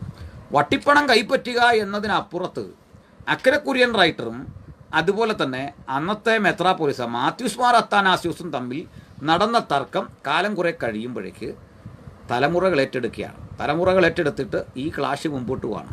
അപ്പോൾ ഈ വട്ടശ്ശേരിൽ മെത്രാൻ അധികാരത്തിലേക്ക് വരുമ്പോൾ ഈ അക്കരെ കുര്യൻ റൈറ്ററുടെ കസിനായിട്ടുള്ള അദ്ദേഹത്തിൻ്റെ സഹോദരപുത്രനായിട്ടുള്ള ഈ സി ജെ കുര്യൻ ചില ആവശ്യങ്ങൾ മുമ്പോട്ട് വെക്കുന്നു. അതിലൊന്ന് അടുത്ത കാലത്ത് എടുത്ത 30,000 ഉറുപ്പിയെക്കുറിച്ചുള്ള ഒരു ചർച്ചയാണ്. ആ പണം കൊണ്ട് വട്ടിപ്പണം എന്ത് ചെയ്യണം, അതിന് ഈ സി ജെ കുര്യന് ചില നിർദ്ദേശങ്ങളുണ്ടായിരുന്നു. അത് മെത്രാപ്പോലിത്ത കേട്ടു എന്ന് പറഞ്ഞാൽ ശ്രദ്ധിച്ചു. രണ്ടാമതായിട്ട് തൻ്റെ പിതാമഹനായിരുന്ന അക്കരെ കുര്യൻ റൈറ്ററുടെ ഒരു ഛായാചിത്രം ഈ ഓഫീസിൽ വെക്കണം. അദ്ദേഹം ഇതൊക്കെ വരപ്പിച്ചുകൊണ്ട് വന്നപ്പോഴേക്കും ഇദ്ദേഹം എതിർത്തു. അത് ഇദ്ദേഹത്തിൻ്റെ ഈഗോ വർദ്ധിക്കാനും അദ്ദേഹം അപമാനിക്കപ്പെട്ടു എന്ന് തോന്നാനും ഒരു കാരണമായി. ഇവിടെ ഒരു കാര്യം അറിയേണ്ടത്, ഇവർ തമ്മിൽ ഒരു ക്ലാഷായി. ഇത് വളരുകയാണ്. ഈ ഘട്ടത്തിൽ അന്ത്യോക്യൻ പാത്രിയാർക്കീസായിരുന്ന അബ്ദുള്ള പാത്രിയാർക്കീസിൻ്റെ പിന്തുണയോടുകൂടി ഇവിടെ കൊച്ചുപുറമ്പിൽ മാർ കുറിലോസിനെ ബാവാക്കഷിക്കാർ തിരഞ്ഞെടുത്തു. ഇപ്പുറത്ത് ആര് നിൽക്കുകയാണ്? അപ്പോൾ വട്ടശ്ശേരിൽ മെത്രാൻ ഇപ്പുറത്ത് നിൽക്കുന്നു, അപ്പുറത്ത് ആര് നിൽക്കുന്നു? ഈ മാർ കുറിലോസ് എന്ന അബ്ദുള്ള പാത്രിയാർക്കീസ് നിയമിച്ച വ്യക്തിത്വം നിൽക്കുന്നു. ഇവർ തമ്മിൽ 2 മെത്രാപ്പോലിത്തമാർ ഒരുപോലെ ഇവിടെ നിൽക്കുകയാണ്. ഇവരിൽ ആരാണ് ശരിയായ അവകാശി? ഒരു കൂട്ടരെ ഈ സി ജെ കുര്യൻ്റെ ആളുകൾ നിയമിച്ചിരിക്കുന്നു, മറുപക്ഷത്ത് ഓൾറെഡി വട്ടശ്ശേരിയിൽ മെത്രാപ്പൊലിത്ത നിൽക്കുന്നു. അപ്പോൾ 2 മെത്രാപ്പൊലിത്ത. അപ്പോൾ ഒരാൾക്കുള്ള പ്രത്യേകത കേരളത്തിലെ അല്ലെ ഇന്ത്യയിലെ ജനങ്ങളുടെ പിന്തുണയും ആ പാരമ്പര്യങ്ങളും ഒക്കെ ഉണ്ട്. ആർക്ക്? വട്ടശ്ശേരിക്കുണ്ട്. മറുപക്ഷത്തിന് അന്ത്യോക്യയുടെ അതോറിറ്റി ഉണ്ട്. ഈ 2 കാര്യങ്ങൾ ഒരുപോലെ നിൽക്കുകയാണ്. അപ്പോൾ 1811 ഇടവ 26 വളരെ പ്രക്ഷുബ്ധമായ അന്തരീക്ഷത്തിൽ ഈ വട്ടശ്ശേരിയിൽ മെത്രാപ്പോലിത്തെ മുടക്കിക്കൊണ്ടുള്ളൊരു കൽപ്പന അബ്ദുള്ള പാത്രിയാർക്കീസ് കൊടുക്കുകയാണ്. അതിൻ്റെ കാരണം സി ജെ കുര്യൻ്റെ മുകളിലുള്ള ആ പിടി, ആ സ്വാധീനമായിരുന്നു. ആ സ്വാധീനം ഉപയോഗിച്ച് ഇദ്ദേഹത്തെ തത്വത്തിൽ പുറത്താക്കുകയും ഒരു അടുത്ത ഘട്ടം മാർ കുറിലോസിനെ ബിഷപ്പായി പ്രഖ്യാപിക്കുന്നു, മെത്രാനായി പ്രഖ്യാപിക്കുന്നു. കൊച്ചുപറമ്പിൽ മാർ കുറിലോസ് മെത്രാൻ സ്ഥാനത്തേക്ക് അവരോധിക്കപ്പെടുന്നു. അങ്ങനെ അവരോധിക്കപ്പെടുമ്പോൾ വട്ടശ്ശേരി തെറിച്ചിരിക്കുന്നു. പക്ഷേ വട്ടശ്ശേരിയും അനുഗാമികളും അംഗീകരിക്കുന്നില്ല. അങ്ങനെ തന്നെ തെറിപ്പിക്കാൻ പാത്രിയാർക്കീസിന് അധികാരമില്ല എന്ന നിലയിലേക്ക് അദ്ദേഹം എത്തുന്നു. ഒടുവിൽ ഈ മാർ കുറിലോസിനെ നിയമിച്ചിട്ട് അന്നത്തെ ഗവൺമെൻറ്റിനോട് ഈ വട്ടിപ്പണം കൈപ്പറ്റാനുള്ള അവകാശം കുറിലോസിനാണ് എന്ന് പറഞ്ഞ് കത്ത് കൊടുക്കുകയാണ്. അപ്പോഴേക്ക് ഈ പണം ഇന്ത്യ സ്റ്റേറ്റ് സെക്രട്ടറി തിരുവനന്തപുരം ജില്ലാ കോടതിയിൽ കെട്ടിവെക്കുകയാണ്. ഈ വട്ടിപ്പണം കെട്ടിവെച്ചിട്ട് ഈ 2 പേരിൽ ആരാ അവകാശി എന്നുള്ള വ്യവഹാരം ആരംഭിക്കുകയാണ്. 1919 തിരുവനന്തപുരം ജില്ലാ കോടതി വട്ടശ്ശേരിയിൽ മെത്രാപ്പോലിത്തയ്ക്ക് അനുകൂലമായ വിധി പുറപ്പെടുവിച്ചു. അതായത് ഓർത്തഡോക്സുകാർക്ക് അനുകൂലമായ വിധി പുറപ്പെടുവിക്കുകയാണ്. അപ്പോൾ ആദ്യം ഇത് സംബന്ധിച്ച് നടക്കുന്ന കോടതി വിധി 1919 അത് ഓർത്തഡോക്സുകാർക്ക് അനുകൂല വിധിയാണ്. ഓർത്തഡോക്സുകാർക്ക് അനുകൂലമായ ഈ വിധി വരുന്ന ഘട്ടത്തിൽ ഈ കേസൊക്കെ നടത്തുന്ന ആരാന്നറിയണ്ടേ? EJ ഫിലിപ്പോസ് വക്കീലാണ്. EJ ഫിലിപ്പോസ് വക്കീൽ ആരാണ്? ഈ CJ കുര്യൻ്റെ അപ്പൻ്റെ ഭാര്യയുടെ ജ്യേഷ്ഠത്തിയുടെ മകനാണ്. രണ്ട് വക്കീലന്മാരും തൻ്റെ ഭാര്യയുടെ ജ്യേഷ്ഠത്തിയുടെ മക്കളാണ്, ഭാര്യയുടെ സഹോദരിയുടെ മക്കളാണ്. എന്ന് വെച്ചാൽ തൻ്റെ അനുജന്മാരോ പ്രായം കൊണ്ട് ജ്യേഷ്ഠന്മാരോ ഒക്കെ ആയിരിക്കും. EJ ഉതുപ്പ്, അതുപോലെ EJ ഫിലിപ്പോസ്, ഈ രണ്ടുപേരും CJ കുര്യനെതിരെ ഇങ്ങനെ കേസും വ്യവഹാരങ്ങളും നടത്തി വിജയിപ്പിച്ചെടുക്കുമ്പോഴേക്ക് ആ ചേട്ടനിയന്മാർ തമ്മിലാണ് ഈ തർക്കം. ഞാനിതേ പറഞ്ഞുള്ളൂ, ഇതിനപ്പുറത്തൊന്നും ഞാൻ കൈ നിട്ട് പറഞ്ഞിട്ടില്ല സാർ. അങ്ങ് കേൾക്കാത്തതിൻ്റെ അല്ലെങ്കിൽ ശ്രദ്ധിക്കാത്തതിൻ്റെ കാര്യമാണ്. ആരോ ഈ മെത്രാനെ തെറ്റിദ്ധരിപ്പിച്ചാണ് ഞാനെന്തോ ഓർത്തഡോക്സ് സഭയെക്കുറിച്ച് പറഞ്ഞു വന്നത്. ആദ്യത്തെ കോടതി വിധി അവർക്ക് അനുകൂലമാണ് 1919. ഇനി ഇത് വിട്ടുകൊടുക്കുന്നില്ല. CJ കുര്യനും കോനാട്ട് മാത്തൻ മൽപ്പാനങ്ങളുടെ കൂടി തിരുവിതാംകൂർ ഹൈക്കോടതിയിൽ ഒരു അപ്പീൽ ബോധിപ്പിക്കുകയാണ്. ഈ അപ്പീലിൽ കേസ് നടത്താൻ വേണ്ടിയിട്ട് CJ കുര്യൻ കൊണ്ടുവരുന്ന ആരാണ്? ഞാനത് പറഞ്ഞു, സാക്ഷാൽ സർ CP കൊണ്ടുവരികയാണ്. സാക്ഷാൽ സർ CP അന്ന് ദിവാനായിരുന്നു, അന്ന് വക്കീലായിരുന്നു. പിന്നീടാണ് തിരുവിതാംകൂർ ദിവാനാകുന്നത് സർ CP രാമസ്വാമി അയ്യർ എന്ന പേരിൽ പ്രഗത്ഭനായൊരു വക്കീലായിരുന്നു അദ്ദേഹം വന്നിട്ട് അന്ന് ഏറ്റവും സവിശേഷമായൊരു സംഭവം ഉണ്ടായി. 1923 മാർച്ച് 23 നടക്കുന്ന ഒരു സംഭവമാണ്. അതുകൊണ്ട് ഞാൻ ഈ ഡേറ്റ് ഓർത്തിരിക്കാൻ ആളോട് പറയാറുണ്ട്. 3/23/1923 ഇങ്ങനെ ഒരു കാലഘട്ടത്തിൽ ഒരു കേസുണ്ടായി, ആ വിധിയുണ്ടായി. ആ വിധി CP രാമസ്വാമിയാണ് യാക്കോബക്കാർക്ക് വേണ്ടി വാദിക്കാൻ പോകുന്നത്. മെത്രാൻ കക്ഷിക്ക് വേണ്ടി പഴയ കക്ഷികൾ തന്നെ വക്കീലന്മാരായി നിൽക്കുന്നു. അപ്പോൾ ഇവിടെ അന്ന് വീരരാഘവ അയ്യങ്കാർ എന്നു പേരായ ഒരു ജഡ്ജിയാണ് ഇരിക്കുന്നത്. അപ്പോൾ ഈ കേസിൽ ജഡ്ജി അനുകൂല വിധി യാക്കോബക്കാർക്ക് പറയുകയാണ്. 1919 വിധി യാക്കോബക്കാർക്ക് എതിരായിരുന്നു. വാട്ടശ്ശേരിക്ക് അനുകൂല വിധി വന്നു. അന്ന് യാക്കോബക്കാർ കോടതി വിധി തെറ്റിപ്പോയി എന്ന് പറഞ്ഞു നടന്നു. രണ്ടാം ഘട്ടം വിധി വീരരാഘവ അയ്യരുടെ ആ ബെഞ്ചിൽ നിന്ന് വിധിച്ചത് ഇതിൻ്റെ യഥാർത്ഥ അവകാശികൾ യാക്കോബക്കാരാണ് എന്ന നിലയിലേക്ക് വിധി വന്നു. അപ്പോൾ വീരരാഘവ അയ്യങ്കരുടെ പേരിൽ എന്താണ് പറഞ്ഞത്? അദ്ദേഹം കൈക്കൂലി വാങ്ങിക്കൊണ്ട് കേസ് മറിച്ച് നടത്തി എന്നാണ് പറഞ്ഞത്. ഈ ഒരു കാര്യം ഇവിടെ നിൽക്കുമ്പോൾ ഓർക്കണം, ഇദ്ദേഹം പണം കൈപ്പറ്റി എന്നതിന് തത്തുല്യമായ തെളിവുകളോടെ മാമൻ മാപ്പിള രംഗത്ത് വരുന്നുണ്ട്, മനോരമ രംഗത്ത് വരുന്നുണ്ട്. അദ്ദേഹത്തിന് കൊടുത്ത ചെക്കിനെക്കുറിച്ചുമൊക്കെ വലിയ ചർച്ചകളൊക്കെ നടന്നിട്ടുണ്ട്. ചുരുക്കത്തിൽ കോടതി സംശുദ്ധമായി പ്രവർത്തിക്കുന്നു എന്ന അഭിപ്രായം ഓർത്തഡോക്സുകാരനോ യാക്കോബക്കാരനോ ഇല്ല. എന്നാൽ വിധി അനുകൂലമാകുമ്പോൾ നീതി കിട്ടി എന്ന് പറഞ്ഞിട്ട് അതിനെ ബൈബിൾ വാക്യവുമായി ബന്ധിപ്പിക്കുന്ന ഈ മെത്രാൻ്റെ സംസാര രീതി നിങ്ങൾ കണ്ടു. അപ്പോൾ ഞാൻ പറഞ്ഞത്, ഈ കേസിലെ വ്യവഹാരങ്ങളിൽ സ്വത്ത് ആർക്ക് പോകണം എന്നതൊന്നും നമ്മുടെ പ്രശ്നമല്ല. സത്യത്തിൽ ഇത് സ്വത്ത് തർക്കമേ അല്ല, മറിച്ച് അതിൽ നിന്നൊക്കെ വിഭിന്നമായിട്ട് കുടുംബ വഴക്കിനെ ചർച്ചിൽ വലിച്ചിഴച്ചിട്ട് ആളുകൾ തമ്മിലടിക്കുന്ന ഒരു സ്ഥിതി ഉണ്ടായി. അതുകൊണ്ട് ഓർത്തഡോക്സ് മെത്രാന് ഈ തമ്മിലടി സന്തോഷമാണെങ്കിൽ നിങ്ങളുടെ പള്ളിക്കുള്ളിൽ അടി നടന്നാൽ ഞങ്ങൾക്കതിൽ യാതൊരു വിരോധവും ഇല്ല. അത് നിങ്ങളുടെ പ്രീമൈസാണ്. അവിടെ നിങ്ങൾ എന്ത് ചെയ്യുന്നു എന്നത് നിങ്ങളും നിയമവും തമ്മിൽ മാത്രം നടത്തേണ്ട കാര്യങ്ങളാണ്. ഞങ്ങൾക്കതിലൊരു ഇടപാടുമില്ല. പക്ഷേ ഇത് തെരുവിലേക്ക് വലിച്ചിഴക്കപ്പെടുമ്പോൾ തീർച്ചയായിട്ടും അഭിപ്രായം പറയും. അഭിപ്രായം പറയാനുള്ള മറ്റൊരാളുടെ സ്വാതന്ത്ര്യത്തെ അങ്ങ് വിലക്കിയാൽ എങ്ങനെയാണ് നോക്കുക? അതുകൊണ്ട് ഞാൻ ഓർത്തഡോക്സ് സഭയ്ക്കെതിരെയോ യാക്കോബ സഭയ്ക്ക് അനുകൂലമല്ല പറഞ്ഞത്. മറിച്ച് യാക്കോബക്കാരൻ ഭൂരിപക്ഷമുള്ള ചർച്ചുകളുണ്ട്, അവർ പണി കഴിപ്പിച്ച ആരാധനാലയങ്ങളുണ്ട്. ഉദാഹരണം മണർകാട് പള്ളി പോലെയുള്ള സ്ഥാപനങ്ങളുണ്ട്. അങ്ങനെയുള്ള സ്ഥാപനങ്ങളിൽ ഓർത്തഡോക്സുകാർ ഇപ്പോൾ കോടതി വിധിയുടെ മറവിൽ നടത്തുന്ന ഈ കടന്നുകയറ്റം മഹാമോശമാണ്. അത് മാത്രമേ നമ്മൾ പറഞ്ഞുള്ളൂ. അത് നീതിയല്ല. ഈ ഏർപ്പാടിന് അദ്ദേഹം കൊണ്ടുവന്നൊരു ഉപമ എന്താണെന്നറിയണ്ടേ? യേശു കർത്താവ് ചാട്ടവാറ് കൊണ്ട് ദേവാലയത്തിനുള്ളിൽ കടന്നു എല്ലാത്തിനെയും അടിച്ച് പുറത്താക്കി. അങ്ങനെ ഒരു കാര്യമാണ് മെത്രാൻ തുടക്കം കുറിച്ചതെങ്കിൽ തീർച്ചയായിട്ടും ഞങ്ങൾ നിങ്ങൾക്കൊപ്പമുണ്ട്. അങ്ങനെയെങ്കിൽ കള്ളന്മാരുടെ ഗുഹയാക്കി മാറ്റി ദേവാലയത്തെ നശിപ്പിച്ചവരെ പുറത്താക്കുന്ന നീതിപ്രവൃത്തി യാക്കോബക്കാരൻ്റെ പള്ളി പിടിച്ച് അവനെ പുറത്താക്കുന്നതാണ് എന്ന് വ്യാഖ്യാനിക്കുന്ന ഒരു ക്രൂരഭാവം, ഞാൻ ആ ഭാഗം മെത്രാൻ പറഞ്ഞ് ഒരിക്കൽ കൂടി ഒന്ന് നിങ്ങൾ കേൾക്കേണ്ടതുണ്ട്. അദ്ദേഹത്തിൻ്റെ ശരീരഭാഷ നിങ്ങൾ ശ്രദ്ധിക്കണം.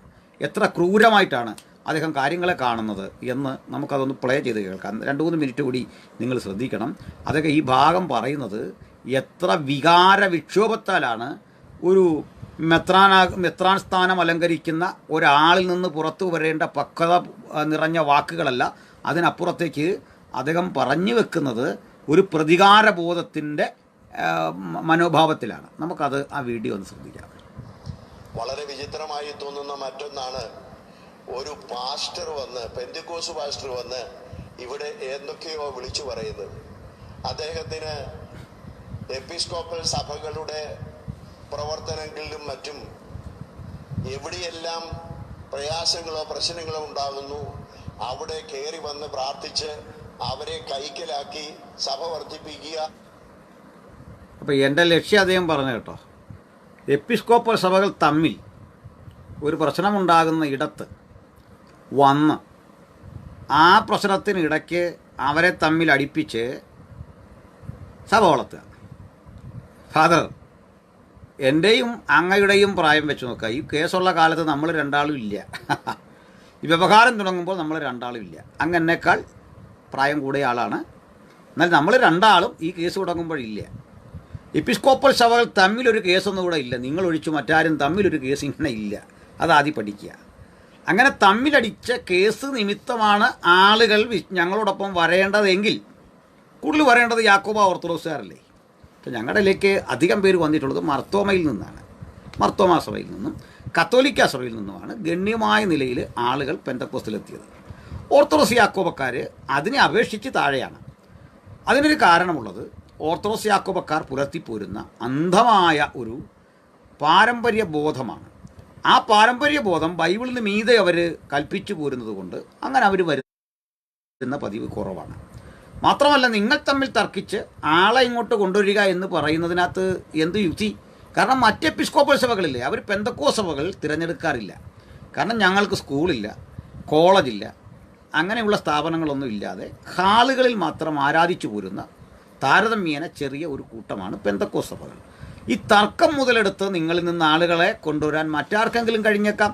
കാരണം യാക്കോബായ ഓർത്തഡോക്സ് സഭയിൽ കാണുന്ന പ്രതീകങ്ങൾ, അവിടെ കാണുന്ന ആരാധനാ ശൈലികളോട് താതാത്മ്യപ്പെടുന്ന ഇതര എപ്പിസ്കോപ്പൽ സഭകളുണ്ട്, അവരതാണ് തിരഞ്ഞെടുക്കുക. അല്ലെങ്കിൽ നിങ്ങളുമായിട്ട് അടുത്ത് ബന്ധം പുലർത്തുന്ന, നിങ്ങളിൽ നിന്ന് അധികം വിഭിന്നമല്ലാത്തതും പ്രൊട്ടസ്റ്റൻ്റ് സ്വഭാവം ഏകദേശമുള്ളതുമായ മർത്തോമാ സഭയില്ലേ, ഇതല്ലേ തിരഞ്ഞെടുക്കുക. അല്ലാതെ ഈ തർക്കത്തിൽ ഞങ്ങൾക്ക് എന്താണ് നിങ്ങളെ ഇങ്ങനെ സ്വീകരിച്ചുകൊണ്ട് പോരുക? മാനസാന്തരമില്ലാതെ ഒരാൾ ഞങ്ങളോടൊപ്പം വന്നിട്ട് എന്താണ് നേട്ടം? ഒരു ഉദാഹരണം പറയാം. നിങ്ങളുടെ ആളുകൾ വളരെ തൽപരരായിട്ട് കന്യാമറിയമിനെ ദൈവമാതാവായിട്ടൊക്കെ കാണുന്ന ആളുകളാണ്. കത്തോലിക്കരും നിങ്ങളും തമ്മിൽ നേരിയ വ്യത്യാസമുള്ളതും എനിക്കറിയാം. പക്ഷേ വിശ്വാസികൾക്ക് ഇതിൽ വ്യത്യാസമില്ല. അതായത് ഒരു ഓർത്തഡോക്സ് പുരോഹിതനും കത്തോലിക്ക പുരോഹിതനും മേരിയോളജിയിൽ രണ്ട് കൺസെപ്റ്റാണ് ദൈവശാസ്ത്രപരമായിട്ട്, അതെനിക്കറിയാം.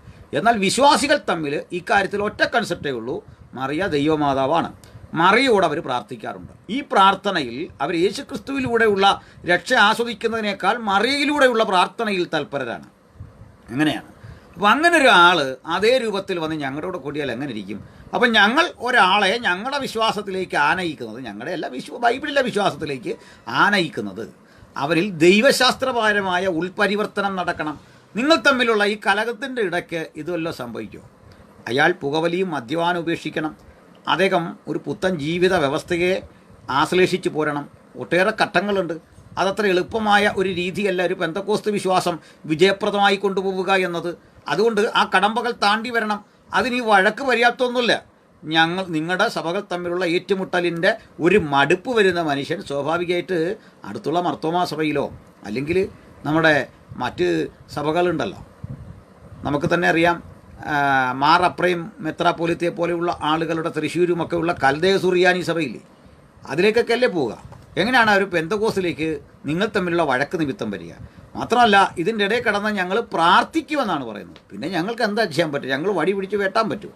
ഇതൊക്കെ എന്നെപ്പറ്റി പറയുന്നൊരു കാര്യം, എപ്പിസ്കോപ്പൽ സഭകൾ തമ്മിൽ നടക്കുന്ന പ്രശ്നങ്ങൾക്കിടയിൽ കടന്ന് പ്രാർത്ഥിക്കുക, അത് പാവാണോ? നിങ്ങൾക്ക് അത് ചെയ്യാമായിരുന്നല്ലോ. അതല്ലല്ലോ ചെയ്തത്. നിങ്ങൾ ആയുധമെടുക്കല്ലേ, സഹോദരനെ കൊലപ്പെടുത്തുകയല്ലേ ചെയ്തത്. അതിന് ബൈബിൾ വാക്യങ്ങൾ തേടുക. അതാ ഇപ്പോൾ ഈ മെത്രാൻ ചെയ്യുന്നത്. നമുക്കതൊന്ന് കാണാം. അദ്ദേഹത്തിൻ്റെ, ഞാൻ മുമ്പ് സൂചിപ്പിച്ചു അല്ലേ, ആ മുഖഭാഷ വളരെ ഭീകരമാണ്. ഇതേക്കുറിച്ച് പറയുമ്പോൾ, എന്നെക്കുറിച്ച് പറയുമ്പോൾ ഒരല്പം മയമുണ്ട്. പക്ഷേ തൻ്റെ ശത്രുക്കളെക്കുറിച്ച് പറയുമ്പോൾ അദ്ദേഹത്തിൻ്റെ ശരീരഭാഷയിൽ വരുന്ന ആ വ്യതിയാനം ശ്രദ്ധിക്കുക. ഓക്കെ, അവിടെ കയറി വന്ന് പ്രാർത്ഥിച്ച് അവരെ കൈക്കലാക്കി സഭ വർദ്ധിപ്പിക്കുക, വികസിപ്പിക്കുക എന്നുള്ളതായ വികസന തന്ത്രമാണെന്നുള്ളത് നമുക്ക് എല്ലാവർക്കും അറിയാം. അതില്ല എങ്കിൽ പെന്തക്കോസ്ത് സഭയ്ക്ക് നിലനിൽപ്പില്ല എന്നുള്ളത് കേരളത്തിലുള്ള എല്ലാ ക്രൈസ്തവർക്കും നല്ല ബോധ്യമുള്ളതാണ്. ഇവിടെ ഒരു കാര്യം പറയുന്നത്, ഈ ഇവരെ സ്വീകരിച്ച് മുമ്പോട്ട് കൊണ്ടുപോയില്ലെങ്കിൽ പെന്തക്കോസ്ത് സഭയ്ക്ക് നിലനിൽപ്പില്ല, അല്ലെങ്കിലും ആത്മാക്കൾ വന്നില്ലെങ്കിൽ ഒരു സഭയ്ക്കും നിലനിൽപ്പില്ല. അതിൻ്റെ തെളിവാണ് 20 കൊല്ലങ്ങൾക്കുള്ളിൽ പല ക്രൈസ്തവ സഭകളും പൂട്ടിപ്പോവും. ബ്രദറൻ സഭ ഏതാണ്ട് പൂട്ടിക്കിടക്കുകയാണ്. അവിടെ എത്ര പേരുണ്ടെന്ന് നമുക്കറിയാം. പല സഭകളും പൂട്ടിക്കിടക്കുകയാണ്. അപ്പോൾ അതുപോലെ മിക്ക സഭകളിലും ഇങ്ങനെ പൂട്ടിപ്പോകത്തക്ക വിധം ഒരു പ്രതിസന്ധി ക്രിസ്ത്യാനിറ്റി പൊതുവെ നേരിടുകയാണ്. അതിനകത്ത് ചലനാത്മകമായി നിലനിൽക്കുന്നത് പെന്തക്കോസ്ത് സഭകളാണ്. അതല്ലേ, അങ്ങനെയല്ലേ സാർ സംഭവം?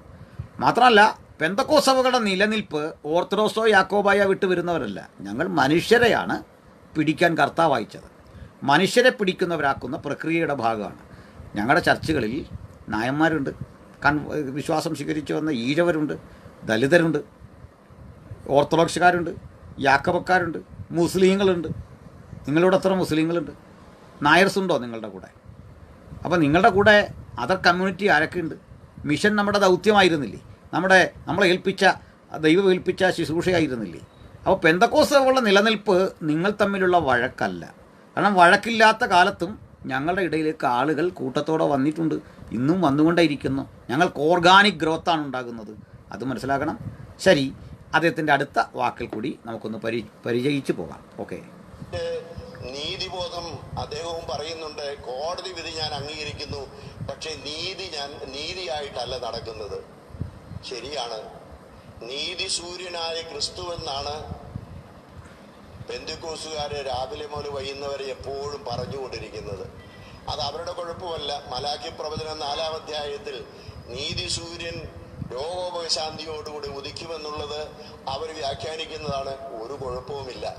നീതിയോടും ന്യായത്തോടും കൂടെ ഉള്ള അപ്പോൾ ഒരു കാര്യം കിട്ടെ, ഈ മെത്രാൻ സത്യത്തിൽ ബൈബിൾ ഉദ്ധരിച്ചതിൽ എനിക്ക് അതിയായ സന്തോഷം.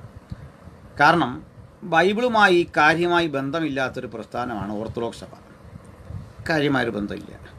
അതിന് നമ്മുടെ എന്താ പറയുക, ചായക്കട ചാക്കോച്ചി മകൻ പീഡിയക്കൽ ഷിബു കുറേ വിവരദോഷമൊക്കെ വിളിച്ച് പറയുന്നുണ്ട്. അവർ ബൈബിള് ഇങ്ങനെ വെച്ചേക്കായിരുന്നു. ഇവർ ബൈബിള് കണ്ട കഥ ഞാൻ നിങ്ങളെ ഒന്ന് പറഞ്ഞ് ബോധ്യപ്പെടുത്താം. ഇതിൽ ഓർത്തഡോക്സുകാരന് ഈ അന്ത്യോക്യൻ പാരമ്പര്യം വേണ്ടല്ലോ. അപ്പോൾ നമുക്ക് കേരളത്തിലെ പാരമ്പര്യത്തിൽ നിൽക്കാം. തോമാസ് ലീഗയുടെ പാരമ്പര്യത്തിൽ നിന്ന് നമുക്കൊന്ന് ചർച്ച ചെയ്താൽ ഇവരുടെ ഒരു അവസ്ഥ ഞാൻ ഒന്ന് വായിച്ച് കേൾപ്പിക്കാം. ബൈബിളിപ്പം മെത്രാപ്പോലിത്ത ഉത്തരിക്കാറായല്ലോ. അപ്പോൾ ഞാൻ ഇവരുടെ ഒരു വലിയ പ്രതിസന്ധി വായിച്ച് കേൾപ്പിക്കാം. 1821 മാർ ദിവനാസിയോസ് മെത്രാപ്പൊലീത്ത, അന്ന് CMS പ്രസിഡന്റ് ലോർഡ് ഗാംബിയർക്കും അംഗങ്ങൾക്കും അയച്ച ഒരു കത്തുണ്ട്. അതായത് ഇവിടേക്ക് വന്ന ആംഗ്ലിക്കൻ മിഷണറിമാരുടെ സേവനങ്ങളെ പുരസ്കരിച്ചുകൊണ്ട് പറയുന്ന ഒരു കത്തുണ്ട്. ആ കത്തിൻ്റെ മലയാള വിവർത്തനം വായിക്കുകയാണ്. ഓർത്തഡോക്സുകാർ എന്നാണ് ബൈബിള് കണ്ടതെന്നും ഇത് മധുവയ്ക്കകത്ത് വെച്ച് പൂജിക്കാരെന്നൊക്കെ പറഞ്ഞ് നടക്കുന്ന വിവരക്കേടുകളുണ്ട്. ആ വിവരക്കേടുകളെ ഒന്ന് പരിശോധിച്ച് പോകാം. ഇവർക്ക് സുറിയാനി ബൈബിളിൻ്റെ ഒരു കോപ്പിയുണ്ട്. അത് എന്ത് വായിക്കുന്നു, എന്താ ഉള്ളടക്കമെന്ന് ആർക്കും അറിയില്ല. ആർക്കും അറിയാത്ത ഒരു ഭാഷയിൽ അവരിത് സംസാരിച്ച് ആ ഭാഷ പരിശുദ്ധമാണ് എന്ന് പറഞ്ഞിടക്കാണ്. ലോകത്തൊരു ഭാഷയും പരിശുദ്ധമല്ല. പരിശുദ്ധമാണെങ്കിൽ ആ ഭാഷയെ ചീത്തയൊന്നും ഉണ്ടാകാൻ പാടില്ല. തെറിയും വഴക്കോ അടിയൊന്നും ആ ഭാഷയിൽ ഉണ്ടാകാൻ പാടില്ല. ഒരു ഭാഷയും പരിശുദ്ധമോ പ്രത്യേകിച്ച് മോശമൊന്നുമല്ല. അത് കമ്മ്യൂണിക്കേഷനുള്ള ഉപാധിയാണ്. യേശു സംസാരിച്ച ഒരു പ്രാദേശിക ഭേദമാണ്, ഭേദ്യമാണ് അരമായിക്ക്, ഡയലക്റ്റാണ്. ആ ഡയലക്റ്റിൻ്റെ അത്യാവശ്യം വ്യതിയാനങ്ങളുള്ള ഒരു രൂപമാണ് നമ്മൾ കേൾക്കുന്ന സുറിയാനി എന്ന് പറയുന്നത്. അപ്പോൾ ഈ സുറിയാനി ബൈബിൾ മാത്രം കൈവശം വെച്ച് എന്താണ് ഉള്ളടക്കമെന്നൊന്നും അറിയാതെ കുറിയോലൈസോൻ എന്ന് പറഞ്ഞു പോന്ന ഒരു സമൂഹത്തെ ബോധവൽക്കരിച്ചത് ആംഗ്ലിക്കൻ മിഷണറിമാരുടെ പ്രവർത്തന ഫലമായിട്ടാണ്. ഇവരൊക്കെ ബൈബിൾ കണ്ടത് എന്താണ് എന്ന് പറയാം. ബൈബിളിൻ്റെ മുഴുവൻ അടക്കി ഭരിക്കുന്ന ആളുകളാണെന്നാണ്. ഇതുപോലെ ഇവരെ കത്തോലിക്കരും പറയാറുണ്ട് അവർ ബൈബിൾ തന്നു. മഹാഭോഷ്കാണ്. ഇവരൊന്നും ബൈബിൾ തന്നിട്ടൊന്നുമില്ല. അതിന് ഞങ്ങളുടെ ചില ലൈവുകൾ ഞാനും സാം കല്ലടയും അതുപോലെ തന്നെ വർഗീസം ഷാമുലും അങ്ങനെ ഞങ്ങൾ ചില സുഹൃത്തുക്കൾ ചേർന്ന് ഒരുമിച്ച് നടത്തിയ ഒരു പ്രഭാഷണ പരമ്പരയുണ്ട്. നിങ്ങൾക്ക് അതൊക്കെ കാണാവുന്നതാണ്. ഇനി മറ്റൊന്ന്, ഞങ്ങളിത് സംബന്ധിച്ച് ഇനിയും വിശദീകരണം ആവശ്യമാണെങ്കിൽ തരാം. അപ്പോൾ ഈ ലോർഡ് ഗാംബിയർക്ക് അന്ന് 1821 മാർ ദിവനാസിയോസ് അയച്ച ഒരു കത്ത് എത്ര ദയനീയ അവസ്ഥയാണ് ഇന്ത്യയിലെ ഓർത്തഡോക്സുകാരൻ്റെ അവസ്ഥയെന്ന് ഓർത്തോളൂ. ചർച്ച് ഓഫ് ഇംഗ്ലണ്ടിലുള്ള ചർച്ച് മിഷണറി സൊസൈറ്റിയുടെ തലവൻ ലോർഡ് ഗാംബിയർക്ക് കോട്ടയം സ്കൂളിൽ നിന്നുള്ള ഈ കത്ത് സമാധാനവും സംരക്ഷണവും നൽകട്ടെ. സർവശക്തനും നിത്യനുമായ യാഹിൻ്റെ നാമത്തിൽ മിശിഹായ്ക്ക് വാത്സല്യമുള്ള സിറിയായിലെ അപ്പോസ്തോലിക് രൂപതയുടെ അധ്യക്ഷനായ മാർ ഇഗ്നാത്തിയോസ് പാത്രിയാർക്കീസിൻ്റെ അധികാരത്തിന് കീഴിൽപ്പെടുന്ന മലബാറിലെ യാക്കോബായ സുറിയാനികളുടെ മെത്രാപ്പോലിത്തയായ മാർ ദിവന്യാസിയോസ് ക്രിസ്തുവിൻ്റെയും എല്ലാ സഭയിലെയും ജനങ്ങളുടെയും സ്നേഹമുള്ള പ്രശസ്തനും ആദരണീയനും വിശിഷ്ടനുമായ പ്രസിഡന്റ് ലോർഡ് ഗാംബിയർക്കും ഗ്ലൂസസ്റ്റർ നഗരത്തിലെ നമ്മുടെ സഹോദര അഭിവന്ദ്യ ബിഷപ്പ് മാർ ഹെൻറിക്കും വൈദികർക്കും ദിയോക്കന്മാർക്കും ചർച്ച് ഓഫ് ഇംഗ്ലണ്ടിലെ ചെറിയവരും വലിയവരുമായ എല്ലാ യഥാർത്ഥ ക്രിസ്ത്യാനികൾക്കും ദൈവത്തിൻ്റെ സ്നേഹവും അവൻ്റെ ഏകജാതനായ പുത്രൻ്റെ കൃപയും പരിശുദ്ധാത്മാവിൻ്റെ സംരക്ഷണയും നിങ്ങളുടെ കൂടെ എന്നേക്കും ഇരിക്കുമാറാകട്ടെ. ആമേൻ. ഇത് യാക്കോബായ ഓർത്തഡോക്സിൻ്റെ ഒരു പൂർവ്വകാലമാണെന്ന് നിങ്ങൾക്കറിയാലോ. മാർ ദിവനാസിയോസ് മെത്രാപ്പോലിത്തയുടെ കാലമാണ്. ക്രിസ്തുവിൽ വാത്സല്യവും ദൈവമുള്ള സഹോദരന്മാരെ, ഞങ്ങളുടെ ഇല്ലായ്മയുടെ അഗാധതയിൽ ഞങ്ങൾക്ക് എന്താണ് സംഭവിച്ചതെന്ന് ഏതാനും വാക്കുകളിൽ അറിയിക്കട്ടെ. അത് ഈ മെത്രാൻ്റെയൊക്കെ വലിയ വലിയ വലിയ മെത്രാപ്പോലിത്ത മാർ ദിവനാസിയോസ് മെത്രാപ്പോലിത്തയുടെ കത്തിലെ വാക്കുകളാണ്. യാക്കോബായ സുറിയാനിക്കാരെന്ന് വിളിക്കപ്പെടുന്ന ഞങ്ങൾ വിശുദ്ധ അപ്പോസ്തലനായ തോമായുടെ കാലം മുതൽ മലബാർ രാജ്യത്ത് വസിക്കുന്നു. ഇത് തന്നെ ഒരു കെട്ടുകഥയാണ്. ഇന്നത്തെ പുതിയ ചരിത്രകാരന്മാരെല്ലാം തള്ളിക്കളഞ്ഞ കെട്ടുകഥയാണ്. ഇനി ഇത് പൊടി തട്ടി എടുത്തുകൊണ്ട് വരാതിരിക്കാൻ രക്ഷയില്ല. ഇതേതാണ്ട് കത്തോലിക്കർ പണ്ടേ തള്ളിക്കളഞ്ഞു. പോപ്പ് ഇതിനെതിരെ ശക്തമായിട്ട് നിലപാടെടുത്തു. ഏതാണ്ട് ഇന്ത്യ മഹാരാജ്യത്തിലെ അക്കാഡമിക് ചരിത്രകാരന്മാരെല്ലാം തോമാസ് ലീഗ മലയാറ്റൂരി വന്ന് കാലും ചവിട്ടി നിന്നുള്ള കഥകളെല്ലാം തള്ളിക്കളഞ്ഞാണ്. ഇനി അടുത്തേക്ക് കിടക്കാം. സുറിയാനിക്കാരുടെ രീതി അനുസരിച്ച് യഥാർത്ഥ മഹത്വത്തോടെ വിഭാഗീയതയും ചിന്താക്കുഴപ്പവും കൂടാതെ പോർച്ചുഗീസ് ആഗമനം വരെ ഞങ്ങൾ നിലനിന്നിരുന്നു. അതൊക്കെ വസ്തുതയാണ്.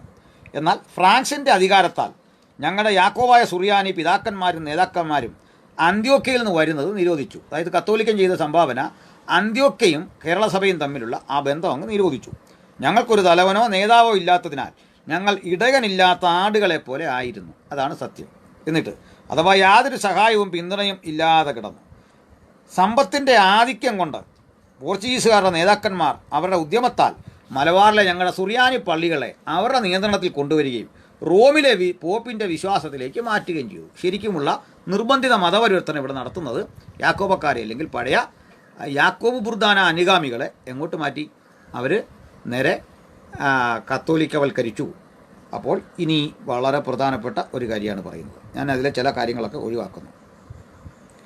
അപ്പോൾ ഇവിടേക്ക് ഇപ്പോൾ ഞങ്ങൾക്ക് 55 യാക്കോബായ സുറിയാനി പള്ളികൾ മലബാറിലുണ്ട്. ഫ്രാൻസ് ഞങ്ങളെക്കാൾ ശക്തരും സമ്പന്നരുമായതിനാൽ അവർ പോപ്പിൻ്റെ കവട ഉപായങ്ങൾ ഞങ്ങളുടെ മേൽ നിരന്തരം നടത്തിക്കൊണ്ടിരിക്കുന്നു. ഞങ്ങളെ അതിലേക്ക് ആകർഷിക്കുവാൻ അവർ യത്നിക്കുന്നു. ഇങ്ങനെ ആകർഷിക്കപ്പെട്ടു പോയ കത്തോലിക്കൻ ചെയ്ത എല്ലാ തെറ്റും ഒരു കുഴപ്പമില്ലാതെ വർദ്ധിത വീര്യത്തോടെ ഇവർ കൊണ്ടുനടക്കുന്നുണ്ട്. മാനിക്കേനിസത്തിൻ്റെ ബാക്കിപത്രങ്ങളായ മാനിക്കേൻ കുരിശി ചുമക്കേണ്ടി വരുന്നുണ്ട്. ഇപ്പം തന്നെ നിങ്ങൾ ഈ ബിഷപ്പിൻ്റെ മെത്രാൻ്റെ കൈ നോക്കിയ ഒരു തടി കുരിശിരിപ്പുണ്ട്. അത് മാനിക്കേൻ കുരിശാണ്, മനസ്സിലായിക്കോണം. അപ്പോൾ അതും കൈവച്ചുകൊണ്ടാണ് ക്രിസ്ത്യാനിത്വത്തിൻ്റെ മൂല്യത്തെക്കുറിച്ച് ഈ മഹാരഥൻ സംസാരിക്കുന്നത്. നിങ്ങൾ ഓർക്കണം, ഈജിപ്തിൽ ഫറവോ ഇസ്രായേൽ മക്കളെ ദയ കൂടാതെ അടിമപ്പെടുത്തിയതുപോലെ വിഗ്രഹങ്ങൾ നിറഞ്ഞ ഒരു രാജ്യത്തിൻ്റെ അധികാരത്തിൽ നിന്ന് അക്രൈസ്തവർ യാക്കോബായ സുറിയാനികളായ ഞങ്ങളെ അടിമപ്പെടുത്തി. കത്തോലിക്കരെ വിളിച്ചിരിക്കുകയാണ്, അക്രൈസ്തവർ ഞങ്ങളെ അടിമപ്പെടുത്തി. എന്നിട്ട് ഇന്ന് പാടുകയാണ് ഞങ്ങളെ ഒന്നാക്കണമെന്ന് പാടുകയാണ്. അപ്പോൾ ദിവനാസിയോസിൻ്റെ വാക്കുകളാണ് ഞാൻ ഈ വായിക്കുന്നത്. ഫറവോയുടെ അടിമത്തത്തിൽ നിന്നും ഇസ്രായേൽ ജനങ്ങളെ വിമോചിപ്പിക്കാൻ ദൈവം മോശയെയും അഹരോനെയും അയച്ചതുപോലെ ഞങ്ങളുടെ ദുഃഖങ്ങളും പീഡനങ്ങളും കണ്ട് ഞങ്ങൾക്ക് വേണ്ടി കഴിവുറ്റൊരു നേതാവായ കേണൽ മെക്കോളയെയും പ്രശസ്ത വൈദികനായ അഭിവന്ദ്യ ക്ലോഡിയസ് ബുക്കാനെയും ഞങ്ങൾക്ക് വേണ്ടി അയച്ചു. അപ്പോൾ ക്ലോഡിയസ് ബുക്കാനം വന്ന ശേഷമാണ് ഓർത്തഡോക്സുകാരൻ്റെ തലയ്ക്ക് വെളിവുണ്ടായത്. മെത്രാന് കാര്യം പിടിയിട്ടുന്നുണ്ടോ? നിങ്ങളുടെ തലയ്ക്ക് വെളിവുണ്ടാകുന്നത് ക്ലോഡിയസ് ബുക്കാനൻ വന്ന് ദിവനാസിയോസിനെ കണ്ട ശേഷമാണ് നിങ്ങളുടെ ആൾക്ക് ബോധം വരുന്നത്. അതുവരെ ഇവിടെ എന്തായിരുന്നു? കോഴിവെട്ട്, മന്ത്രവാദം, കടമറ്റത്തച്ഛൻ സേവ. ഈ കടമറ്റത്തച്ഛൻ മാനിക്കേനിസത്തിൻ്റെ വക്താവായിരുന്നു എന്ന് ഇതിനകം തെളിയിക്കപ്പെട്ടിട്ടുള്ള കാര്യമാണ്. ഇതെല്ലാം നടത്തിപ്പോന്ന ഓർത്തഡോക്സുകാരന് എന്നാണ് മെത്രാൻ വിവരം ഉണ്ടായതെന്നാണ്. നിങ്ങളെന്താ ഞങ്ങളെ പഠിപ്പിക്കും? നിങ്ങൾ ഞങ്ങളെ ബൈബിൾ പഠിപ്പിക്കുന്നതും ഞങ്ങൾ നിങ്ങളെ കൂടോത്രവും മന്ത്രവാദവും പഠിപ്പിക്കുന്നതും തത്തുല്യമാണ്. എന്ന് പറഞ്ഞാൽ അറിയാത്ത കാര്യം ഇത് രണ്ടും. ദയവായിട്ട് മെത്രാൻ എന്നെ ബൈബിൾ പഠിപ്പിക്കാൻ വരരുത്, അത് മോശമാണ്. മനസ്സിലായല്ലോ? അപ്പോൾ അതിൻ്റെ ബാക്കിയുടെ അങ്ങ് പല കാര്യങ്ങളിൽ പണ്ഡിതനോ ശ്രേഷ്ഠനോ സഭാ നേതാവോ ഒക്കെ ആയിരിക്കാം. ഐ റെസ്പെക്റ്റ്, ആ ഒരു കാര്യത്തെ റെസ്പെക്റ്റ് ചെയ്യുന്നു. പക്ഷേ ദാരിദ്ര്യരേഖയ്ക്ക് നന്നേ താഴെയുള്ള നിങ്ങളുടെ വചനപരമായ നിലവാരത്തെ ബഹുമാനിക്കാൻ കഴിയില്ല, ഒരിക്കലും കഴിയില്ല. അപ്പം ഞാനത് ക്രമേണ പറയാം, ശ്രദ്ധിച്ചാട്ടെ. ഇനി അവർ ഞങ്ങളുടെ അടുത്തേക്ക് വന്നപ്പോൾ ഞങ്ങളുടെ താഴ്ചയും ദുഃഖവും ദാരിദ്ര്യവും കണ്ടു. ആരാ? ഈ കേണൽ മെക്കോളയും അതുപോലെ തന്നെ നമ്മുടെ ക്ലോഡിയസ് ബുക്കാനൻ, അതായത് കൽക്കട്ടയിലെ ഫോർട്ട് വില്യംസ് കോളേജിൻ്റെ അധികാരിയായിരുന്ന ക്ലോഡിയസ് ബുക്കാനൻ കേരളത്തിൽ വന്നിട്ട് ദിവാനാസ്യൂസിനെ പോയി കണ്ട കാര്യമാണ് പറയുന്നത്. അദ്ദേഹം അവർ ഞങ്ങളെ അസ്വാതന്ത്ര്യത്തിൽ നിന്ന് പുറത്തു കൊണ്ടുവരികയും ദയയുള്ള വാക്കുകളാൽ ആശ്വസിപ്പിക്കുകയും ധനം കൊണ്ട് സഹായിക്കുകയും ചെയ്തു. ഇനി അതിനുശേഷം നൂൻ്റെ മകനായ ജോഷുവയെ ദൈവം അയച്ചതുപോലെ കേണൽ മൺറോയെ ഞങ്ങളുടെ അടുക്കലേക്ക് അയച്ചു. കേണൽ മൺറോ വിശിഷ്ടനായ ദീർഘവീക്ഷണമുള്ള വിവേകമതിയായ ഈ നേതാവ് പാവപ്പെട്ട ജനങ്ങളായ ഞങ്ങളെ ബലാത്കാരികളുടെ കയ്യിൽ നിന്ന് രക്ഷിക്കുകയും തിരികെ കൊണ്ടുവരികയും ചെയ്തു. കോട്ടയം എന്ന സ്ഥലത്ത് അദ്ദേഹം ഞങ്ങൾക്ക് വേണ്ടി ഒരു സ്കൂളും പള്ളിയും പണിയിച്ചു. വെളിവുണ്ടായത് എന്താണെന്ന് മനസ്സിലായോ? ഞങ്ങളെ പരിഹസിക്കും പോർത്താട്ട്. എന്നാ ഈ വെളിവുണ്ടായ സ്കൂളും പള്ളിയൊക്കെ എന്നാ നിങ്ങൾ കാണാൻ തുടങ്ങിയത്? ചുമ്മാ ഈ വാചം അടിച്ചിട്ട് കാര്യമൊന്നുമില്ല, മനസ്സിലായില്ലേ? എന്നാ നിങ്ങൾക്ക് വെളിവുണ്ടായെന്ന് നിങ്ങളുടെ വലിയ മെത്രാപ്പോലിത്ത അയച്ച കത്തിൻ്റെ കോപ്പിയാണ് ഞാൻ വായിക്കുന്നത്, മനസ്സിലാക്കിക്കോണം. അദ്ദേഹം വളരെ ക്ലേശങ്ങൾ സഹിച്ച് അധ്വാനിച്ചു വളരെ ചെലവ് ചെയ്താണത് സാധിച്ചത്. ഞങ്ങളുടെ ദാരിദ്ര്യത്തിൻ്റെ ആഴം കണ്ട് മങ്ങിയിരുന്ന കണ്ണുകളെ സ്കൂളിൽ പഠിപ്പിക്കുന്ന വിശിഷ്ടരായ മിഷണറിമാരുടെ സഹായത്താൽ പരിശുദ്ധവും ദിവ്യവുമായ ഗ്രന്ഥങ്ങളുടെ ജ്ഞാനം കൊണ്ട് തുറക്കുവാനാണ് അദ്ദേഹം അത് ചെയ്തത്, മനസ്സിലായില്ലേ? ഇനി വീണ്ടും ഞങ്ങളെ ആത്മീയ ലൗകിക സഹോദരന്മാരും സഹായികളുമായ reverend Benjamin Bailey, reverend Joseph Fenn, reverend Henry Baker എന്നിവരെ ദൈവം ഞങ്ങളുടെ അടുത്തേക്ക് അയച്ചു. ഇനി അവർ ദൈവത്തിൻ്റെ മക്കളുടെ ഇടയിൽ നിന്ന്, ദൈവത്തിൻ്റെ മക്കളുടെ ഇടയിൽ നിന്നാണ് മുള്ളുകളെയും മുരടുകളെയും പിഴുതുകളയും. എന്താ മുള്ളും മുരടും പിഴുതറിയോ? ഇവിടെ മിഷണറിമാർ വരുമ്പോൾ കണ്ടത് ഓർത്തഡോക്സുകാരാണ്, അല്ലെങ്കിൽ അന്നത്തെ യാക്കോബ് ഓർത്തഡോക്സുകാർ ഇവിടെ നടപ്പിലാക്കിക്കൊണ്ടിരുന്ന ചില പരിപാടികളുണ്ട്. അത് നിങ്ങളൊന്ന് കേൾക്കുകയും മനസ്സിലാക്കുകയും ചെയ്യേണ്ട കാര്യമാണ്. അപ്പോൾ അവർ വന്ന് ശടിച്ച് പിഴുതെടുത്ത് കളയാൻ ശ്രമിച്ചത് എന്താണെന്നറിയോ? 7 കൂദാശകളിലുള്ള ഇവരുടെ വിശ്വാസം തെറ്റാന്ന് പഠിപ്പിച്ചു.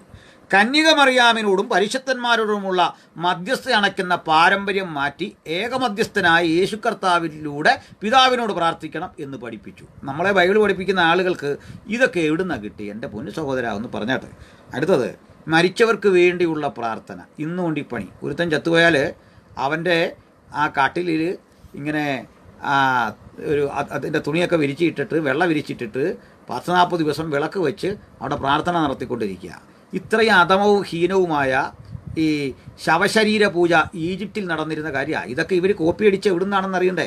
ഭാരതത്തിലേക്ക് വന്നപ്പോൾ ഇവിടെ കണ്ട ചില രീതികളെ ഇവരവലംബിച്ചു. അല്ലാതെ ഏത് സ്ലീഹൻ്റെ ഏത് പാരമ്പര്യത്തിലാണ് ബഹുമാനപ്പെട്ട പുരോഹിത സേട്ടൻ പറഞ്ഞേട്ടാ നിങ്ങൾ ഈ കാണിക്കുന്ന പണി കണ്ടായിരുന്നത്? ഇതാ ഈ മുള്ളുമുരടുകളെ പിഴുതു കളയാൻ മിഷണറിമാർ ശ്രമിച്ചു എന്ന്. എന്നിട്ടും നിങ്ങൾക്ക് മാറ്റം വന്നോ? അല്ല, മാറ്റം വന്നോ എന്ന് ആലോചിച്ചേട്ടെ. അടുത്തത് വാഴ്ത്തിയ എണ്ണയുടെ ഉപയോഗം. ദൈവം ആത്മീയമായി ആസ്വദിക്കാൻ തന്നിട്ടുള്ള അനുഗ്രഹങ്ങളായ ദൈവപരിശുദ്ധാത്മാവിൻ്റെ അഭിഷേകത്തെ മൂറോൺ തൈലം കൊണ്ട് ഒതുക്കുന്ന ഈ പരിപാടി നിങ്ങളിവിടെ നടപ്പിലാക്കി. പിന്നെ പട്ടക്കാരൻ്റെ മുമ്പാകെയുള്ള കുമ്പസാരം, ഇതിൻ്റെ വിവരക്കേട് വല്ലതും പറയാനുണ്ടോ? എന്തൊക്കെ കാണിച്ചു വെച്ചു നമ്മൾ കണ്ടു. നിങ്ങളുടെ ചർച്ചകളിലൊക്കെ നടന്ന സംഭവങ്ങൾ കണ്ടു, പിടികിട്ടിയോ? അപ്പോൾ ഇത് പറയുമ്പോൾ എല്ലാ സഭകളിലും ഇത്തരം മോശപ്പെട്ട ആളുകളില്ലേ, പക്ഷെ അവർ ആത്മീയമായ സാഹചര്യങ്ങളെ ഇത്തരം തെറ്റിന് ഉപയോഗിക്കുന്നില്ല എന്ന് മനസ്സിലാക്കിക്കോണം. തെറ്റ് ചെയ്യുന്നവൻ തെറ്റിൻ്റെ വഴിയെ പോവുകയാണ്. എന്നാൽ ഇവിടെ കുമ്പസാരം നടത്തിയിട്ട് എൻ്റെ വീട്ടിൽ നിന്ന് അധികം അകലെയല്ലാത്ത ഒരിടത്ത് കഷ്ടിച്ച് പറഞ്ഞാൽ 1 കിലോമീറ്റർ അടുത്തുള്ള പനയമ്പാലം ചർച്ചിൽ നടന്ന സംഭവമൊക്കെ അറിയണം. ഇത്തരത്തിലൊരു പുരോഹിതൻ കുമ്പസാര രഹസ്യം നിമിത്തം ഉണ്ടാക്കി വെച്ച പൊല്ലാപ്പുകൾ, ഇത്തരം മുള്ളുകളെ പിഴുതു കളയാനാണ് അന്നാര് ശ്രമിച്ചത്? മിഷണറിമാർ ശ്രമിച്ചതെന്ന് ആരെഴുതുന്നു? സാക്ഷാൽ മാർ ദീവാനാസ്യോസ് മെത്രാപ്പോലീസ് 1821 ലോർഡ് ഗാംബീർക്ക് എഴുതിയ കത്താണ് ഈ വായിക്കുന്നത്. ഇനി പട്ടക്കാരൻ്റെ നിർബന്ധിത ബ്രഹ്മചര്യം. എൻ്റെ ബഹുമാനപ്പെട്ട മെത്രാൻ ബൈബിളിൽ കണ്ട അനുഗ്രഹീതരായ അധ്യക്ഷന്മാരെല്ലാം വിവാഹം കഴിക്കണമെന്നായിരുന്നു നിയമം. അങ്ങനെ വളരെ കർശനമായിട്ട് അപ്പോസ്തലൻ പറയുക, സ്ലീഹ പറയുന്നത് കേൾക്കാതെ നിങ്ങൾക്ക് എന്ത് സ്ലീഹ പാരമ്പര്യമുള്ളത്? നിങ്ങൾക്ക് ധൈര്യമുണ്ടോ? സ്ലീഹ പാരമ്പര്യത്തെക്കുറിച്ച് നമുക്കൊരു ചർച്ചയാകാം. ഞങ്ങളേതായാലും നിങ്ങളുടെ ആളുകളെ പിടിക്കുന്ന ഇതൊക്കെ പറഞ്ഞല്ലേ. അപ്പോൾ നിങ്ങളൊരു കാര്യം ചെയ്യുക, ആവശ്യമില്ലാത്തൊക്കെ വിളിച്ചു പറയാം. നമുക്ക് ചർച്ചകളിലൂടെ ഞങ്ങളുടെ തെറ്റുണ്ടാന്ന് കാണിച്ചതാണ്. ധൈര്യം ഉണ്ടായിരുന്നു. ഏതായാലും ഒരിക്കലും മറുപടി പറഞ്ഞങ്ങ് വന്നല്ലോ. അപ്പോൾ അങ്ങേക്ക് ധൈര്യമുണ്ടെങ്കിൽ നമുക്ക് ഇത്തരം കാര്യങ്ങൾ ചർച്ചയാകാം. എന്തുകൊണ്ട് യാക്കോബക്കാരൻ ഓർത്തഡോക്സുകാരൻ ഞങ്ങളുടെ കൂടെ കൂടുന്നു? താമസിക്കാതെ 2 അച്ഛന്മാർ വരും. 2 അച്ഛന്മാർ ഞാൻ കാണിച്ചു തരാമൊക്കെ. ഇതുപോലെ ലൈവിൽ വരും, കണ്ടോണം. എന്തിനാണ് പറയാൻ കാരണം? ഇതിൻ്റെയൊക്കെ അടിസ്ഥാനപരമായ കാരണം നിങ്ങൾ ജനങ്ങളെ സത്യം പഠിപ്പിച്ചില്ല, തിരുവെഴുത്ത് പഠിപ്പിച്ചില്ല, ബൈബിൾ പഠിപ്പിച്ചില്ല. ഇനി അടുത്തത് പട്ടക്കാരുടെ നിർബന്ധിത ബ്രഹ്മചര്യം, വിശുദ്ധ കുർബാന ബലിയാണെന്ന ഉപദേശം, എന്തെല്ലാം തെറ്റായ പഠിപ്പിക്കൽ കൊണ്ട് നിങ്ങൾ വഴിതിരിച്ചു വിട്ടു. അപ്പോൾ ഈ കാര്യങ്ങൾ ഇന്ത്യയിലെ ഓർത്തഡോക്സ് സഭയിലും യാക്കോബായ സഭയിലുമൊക്കെ അന്ന് നടന്ന, അത് രണ്ടും ഒരുമിച്ച് നിൽക്കുന്ന കാലത്ത് നടന്ന സംഭവങ്ങളാണ്. അപ്പോൾ ഇവർക്ക് മാറ്റം വരുന്നത് എന്നാണെന്ന് ഞാൻ പറഞ്ഞു. ഞാൻ പറഞ്ഞല്ല, മാർ ദീവാനാസിയാസോ 1821 എഴുതിയ കത്തിൻ്റെ കോപ്പിയാണ് ഞാൻ വായിച്ചത്. ഇനി കത്ത് തീരുമ്പോഴാണ് ഏറ്റവും രസം. അപ്പോൾ ഞങ്ങൾക്ക് അയച്ചു തന്ന പുതിയ നിയമത്തിലെ പുസ്തകങ്ങൾ ഞങ്ങൾ വിഭജിച്ച് പള്ളികൾക്ക് കൊടുത്തു. സ്വന്തം ഒരു പുതിയ നിയമം കയ്യിലില്ലായിരുന്നു നിങ്ങൾക്ക്. ഉള്ള പുതിയ നിയമം വിഭജിച്ച് പള്ളികൾക്ക് വായിക്കാൻ കൊടുത്ത പാരമ്പര്യമുള്ളവൻ്റെ പേരാ ഓർത്തഡോക്സുകാരൻ. ഈ ദയനീയവും ദാരിദ്ര്യം പിടിച്ച സ്ഥിതി, നിങ്ങളിത് ആരോട് എന്തെന്നാണമില്ല ഇതൊക്കെ പറഞ്ഞു നടക്കാൻ? എന്തോ കാര്യം ഈ പറഞ്ഞു നടക്കുന്നത്? അങ്ങ് പ്രായത്തിൻ്റെ പക്വതയിലും കാണിക്കണം. അപ്പോൾ ഞാനിതൊക്കെ പറയാൻ കാരണം, നിങ്ങളുടെ ചരിത്രം ഗ്രഹിച്ചിട്ടാണ് ഈ പറഞ്ഞത്. നിങ്ങളുടെ തന്നെ ആധികാരിക പുസ്തകങ്ങൾ എൻ്റെ പക്കലുണ്ട്. ഓർത്തഡോക്സ് സെമിനാരിൽ നിന്നൊക്കെ വാങ്ങിയ, നിങ്ങളുടെ ബുക്ക് സ്റ്റാളിൽ നിന്ന് വാങ്ങിയ നിരണം പടിയോലയും കാണ്ടനാട് ഗ്രന്ഥാവലിയും ഒക്കെ പഠിച്ചിട്ട് അതിനുള്ളിലെ സംഭവങ്ങൾ പഠിച്ചിട്ടാണ് സഭാ കേസിൻ്റെ നടത്തിപ്പ്, ആ വഴികളെക്കുറിച്ചൊക്കെ വില കൊടുത്ത് പുസ്തകം വാങ്ങി ദീർഘനാളുകൾ ഇരുന്ന് പഠിച്ചിട്ട് തന്നെയാണ് ഇത് സംസാരിക്കാൻ വന്നിരിക്കുന്നത്. അല്ലെ, വെറുതെ അല്ല. ഇദ്ദേഹം പറഞ്ഞു തുടങ്ങുന്ന എൻ്റെ പെന്തക്കോസ് ഭാഷയിടയ്ക്ക് എന്തോ പറഞ്ഞു. എന്തോ ഒന്നുമല്ല, എന്തോ പറഞ്ഞത് ഞാനാണെങ്കിൽ 10,26,000 പേര് അത് 1, 2, 4, 5 ദിവസങ്ങൾക്കുള്ളിൽ കാണാൻ വരികയില്ലായിരുന്നു. മെത്രാൻ ഇത്രയും വലിയൊരു സഭാധികാരിയായിട്ട് അങ്ങയുടെ വീഡിയോ കാണാൻ 500 പേര് തികച്ചില്ല ഇതുവരെ, മനസ്സിലാക്കിക്കൊള്ളണം. അപ്പോൾ എന്താ ഇതിൻ്റെയൊക്കെ കാര്യം? നിങ്ങൾക്കിടയിൽ നടക്കുന്ന സംഭവങ്ങളെ പരമാവധി ഒളിപ്പിച്ചു വെച്ചിട്ട് അജഗണങ്ങളെ കുത്തികിളക്കി വിട്ട് തെരുവ് സംഘർഷഭരിതമാക്കി കലാപഭൂമിയാക്കി മാറ്റാൻ നിങ്ങൾ ശ്രമിക്കുമ്പോൾ പ്രതികരിക്കരുതെന്നാണ് പറയുന്നത്. അത് പ്രതികരിക്കും. അല്ലെങ്കിൽ നിങ്ങൾ തമ്മിലടി പള്ളിക്കകത്താണ്, ഞങ്ങൾ അവിടെ കയറി തടസ്സം പിടിക്കാൻ വരില്ലെന്നേ. ഇത് റോഡ് മുഴുവൻ നിങ്ങൾ പിടിച്ചെടുത്തിട്ട് ഈ നടത്തുന്ന സമരാഭാസങ്ങളെ ഞങ്ങൾ പ്രതികരിക്കും. ഇങ്ങനെ വാക്കുകളാൽ പ്രതികരിക്കും. മനസ്സിലായല്ലോ? ശരി. അപ്പോൾ നമുക്ക് ഈ കത്തിൻ്റെ അവസാന ഭാഗം ഒന്ന് കേട്ടിച്ച് നിർത്താം. വളരെ രസകരമാണ്. ഓർത്തഡോക്സ് സഭയുടെ പഴയ അവസ്ഥ നിങ്ങളൊന്ന് മനസ്സിലാക്കിക്കേ. ഈ വലിയ പുള്ളികളായിട്ട് ഇന്ത്യയിലെ നടക്കുന്ന ആളുകൾക്ക് എന്നാണ് അസ്തിത്വം ഉണ്ടായത്? സ്കൂളുണ്ടായത് എന്നാന്ന് മനസ്സിലായല്ലോ. പള്ളിക്കൂടം സ്വന്തം ഉണ്ടായത്. അടുത്ത കാര്യം കേട്ടെ, ഞങ്ങൾക്ക് അയച്ചു തന്ന പുതിയ നിയമത്തിലെ പുസ്തകങ്ങൾ ഞങ്ങൾ വിഭജിച്ച് പള്ളികൾക്ക് കൊടുത്തു. മിഷണറിമാർ പുതിയ നിയമം സംഘടിപ്പിച്ച് കൊടുത്തിട്ട് വായിക്കാൻ കൊടുത്തു. ഇതെല്ലാം കൂടെ കീറി പല വഴിക്ക് ബൈൻഡ് ചെയ്തിട്ട് അതെല്ലാം ഓരോ സഭകൾക്ക് മാറി മാറി ബൈബിളിൽ പണ്ട് ചാക്രിക ലേഖനങ്ങൾ അയക്കുന്ന രൂപത്തിൽ. അന്നേരമാണ് ഇവിടെ ചില പുള്ളികൾ പറയുന്നത് ഇത് അങ്ങ് എന്താ പറയുക, മധുവയ്ക്കകത്ത് മുത്താൻ വേണ്ടി വെച്ചിരുന്നു, അത് നമ്മളൊക്കെ കൊണ്ട് തെരുവിലാക്കിയെന്ന്. അപ്പോൾ ഇവർ തെരുവിലേക്ക് അടി നടത്താനും കുഴപ്പമില്ല, തെരുവിലൂടെ വേദപുസ്തകം വിതരണം ചെയ്യുന്നതോ പ്രസംഗിക്കുന്നതോ ഒക്കെ കനത്ത പാപമായിട്ടാണ് ഈ സാധുക്കൾക്ക് തോന്നുന്നത്. കഷ്ടം. നിങ്ങൾ ഭൗതികമായി ഏതോ അറിവുള്ളവരും വിദ്യാസമ്പന്നരുമാണെന്നൊക്കെ പറയുന്നു, പക്ഷേ ആത്മീയമായി നിങ്ങൾ വളരെ ദരിദ്രരാണ്. ഈ ദരിദ്രാവസ്ഥയിൽ നിങ്ങൾ വല്ലാതെ മെലിഞ്ഞിരിക്കുന്നു. അത് പറഞ്ഞു തരാതിരിക്കാൻ നിർവാഹമില്ല സാറേ. കേട്ടാട്ട്, നിങ്ങൾ ഞങ്ങൾക്ക് വേണ്ടി ഓരോരുത്തർക്കും അത്യധിക സന്തോഷത്തോടെ ദൈവത്തോട് പ്രാർത്ഥിക്കുന്നു. ഞങ്ങൾ നമ്മുടെ കർത്താവായ യേശു ക്രിസ്തുവിൽ ആശ്രയിക്കുന്നു. ഞങ്ങൾക്ക് വേണ്ടി നിങ്ങൾ ചെയ്ത പ്രവൃത്തികൾക്ക് ന്യായവിധി ദിവസത്തിൽ ദൈവം പ്രതിഫലം തരും. ഇങ്ങനെ നിങ്ങളുടെ രാജ്യത്തെ ജനങ്ങൾ ഞങ്ങൾക്ക് വേണ്ടി ദൈവത്തോട് അപേക്ഷിക്കുന്നതെന്ന് ഞങ്ങൾ കേട്ടു. ശരീരത്തിലും മനസ്സിലും ന്യൂനതയും അപൂർണതയുമുള്ള ഞങ്ങളെ പൂർണ്ണരാക്കുവാൻ ദൈവം അത് നൽകട്ടെ. നിങ്ങളുടെ സുഹൃത്തായ ഞാൻ, മാർ ഡയനീഷ്യസ് മെത്രാപ്പൊലീത്ത, വളരെ ഹൃദ്യമായി നിങ്ങളെ അഭിവാദ്യം ചെയ്യുന്നു. ഒപ്പം എബ്രഹാം അൽപ്പാനും എല്ലാ ശമാശന്മാരും കുട്ടികളും നിങ്ങളെ അഭിവാദ്യം ചെയ്യുന്നു. ജനങ്ങളും നിങ്ങളെ അഭിവാദ്യം ചെയ്യുന്നു. കൃപ നിങ്ങളോട് കൂടെ ഉണ്ടാകുമാറാകട്ടെ. നമ്മുടെ കർത്താവിൻ്റെ വർഷം 1821 3-ാം മാസം കോട്ടയത്തെ സ്കൂളിൽ നിന്നും മാർ ഡയനീഷ്യസ് മലബാറിൻ്റെ മെത്രാപ്പൊലീത്ത അയച്ച കത്താണ്. അപ്പോൾ ഇതേക്കാണ് ഇവിടെ നിന്നുകൊണ്ട് നമ്മളോട് ഒരു ബൈബിൾ സംഭവം ഉദ്ധരിച്ചിട്ട് ഞങ്ങളെ ബൈബിൾ പഠിപ്പിക്കാൻ വരിക. സാർ, ഞങ്ങളെ ബൈബിൾ പഠിപ്പിക്കുന്നതും ഞങ്ങൾ അങ്ങേ സഭാതർക്കം പഠിപ്പിക്കുന്നതും തുല്യമായിരിക്കും. കാരണം അതിൽ നിങ്ങൾ വലിയ മാസ്റ്റേറ്റ് ചെയ്തവരാണ്. ഏതാ ഈ സഭയിലേക്ക് നിങ്ങളുടെ കുട്ടികൾ ജനിക്കുമ്പോഴേ കണ്ടു വളരുന്നത് എന്താ? എന്തോ സൺഡേ സ്കൂൾ നിങ്ങൾ പഠിക്കുന്നത്. ഇതിനിടയ്ക്ക് മെത്രാപ്പൊലീത്ത എനിക്കിട്ട മറുപടിയുടെ തൊട്ട് താഴെ ഏബ്രഹാം എന്ന് പറഞ്ഞൊരു മാന്യം പറയുക, മെത്രാനിനൊന്നും മറുപടി പറഞ്ഞു പോകരുത്, നിലവാരം കുറഞ്ഞ പാസ്റ്റർമാരോട് മറുപടി പറഞ്ഞു പോകരുത്. അതൊക്കെ വല്ല സൺഡേ സ്കൂൾ പിള്ളേരും ചെയ്യേണ്ട കാര്യമാണ്. ആയിക്കോട്ടെ, നിങ്ങളുടെ സൺഡേ സ്കൂൾ പിള്ളേർ എന്താ പഠിക്കുന്നത്? ജനിച്ചു വീഴുന്ന കുഞ്ഞെ എന്താ ഈ പഠിക്കുന്നത്? തമ്മിലടി കണ്ടു വേണ്ടേ അത് വളരാൻ? നിങ്ങളുടെ മുമ്പിൽ കിടന്ന് അടിക്കല്ലേ, ഏറ്റുമുട്ടുകയല്ലേ, ചോര ചൊരിയല്ലേ, പള്ളി പിടിക്കല്ലേ? ഒരു കുഞ്ഞിൻ്റെ മനസ്സിൽ ദൈവവേലയെക്കുറിച്ചും സുവിശേഷത്തെക്കുറിച്ചും ശുശ്രൂഷയെക്കുറിച്ചും ഒക്കെ തോന്നുന്ന തോന്നൽ എന്താണ്? നിങ്ങളൊക്കെ സൃഷ്ടിക്കരുത്. സമൂഹത്തിൽ സമാധാനകാംക്ഷികളായി പ്രവർത്തിക്കേണ്ട നിങ്ങളൊക്കെ എന്തായി ചെയ്യുന്നത്?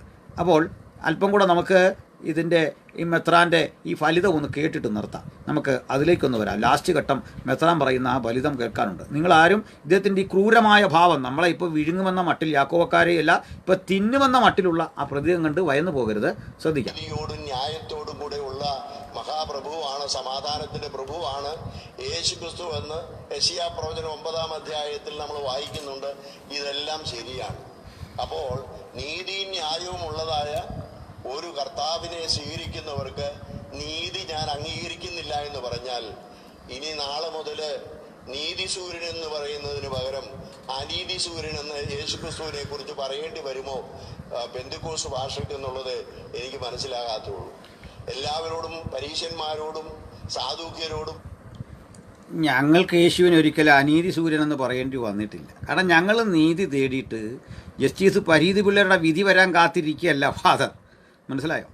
സുപ്രീം കോടതിയിലിരിക്കുന്ന അക്രൈസ്തവരായ ജഡ്ജിമാരെന്ത് വിധിക്കും, എന്നിട്ട് ദൈവത്തിൻ്റെ നീതി എങ്ങനെയല്ലേ? ക്രൈസ്തവനായിക്കോട്ടെ, മനസ്സിലായല്ലേ?